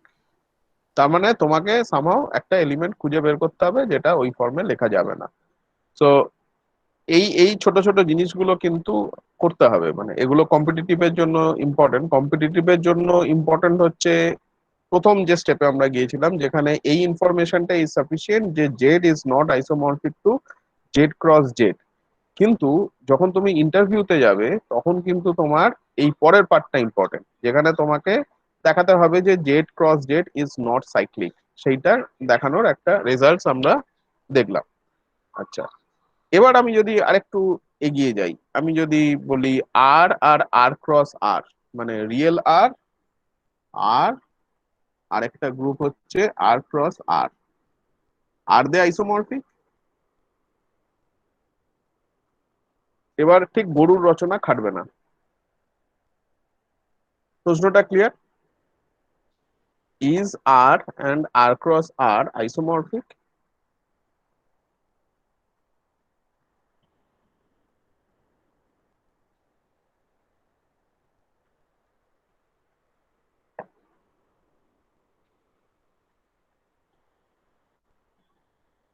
আচ্ছা, আমরা এই কোর্সে কিন্তু written as well as interview এরও প্রিপারেশনটা নিতে থাকবো, ঠিক আছে?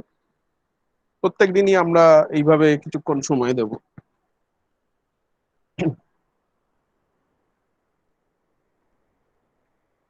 যার মনে হবে সে মাইক অন করে একটু বলো।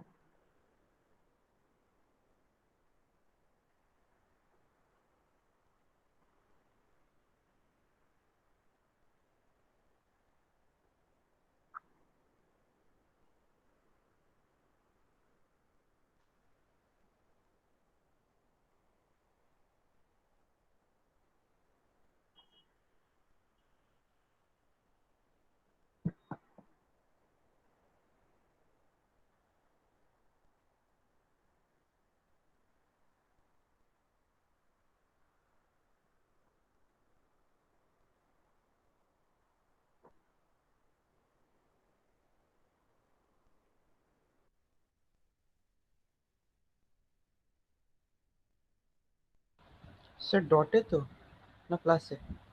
আর ক্রস আটটা না আটটা বলছো, কোনটা ডটে বলছো? না দুটোই জিজ্ঞেস করছি। আচ্ছা, আর ডট গ্রুপ হয় তো? না না না না, 8 ডট নয়, 8+। আচ্ছা, আর ক্লাস আর ক্লাস 8টাও প্লাসে। ক্লাসে তাহলে তো উত্তর পেয়ে গেলে।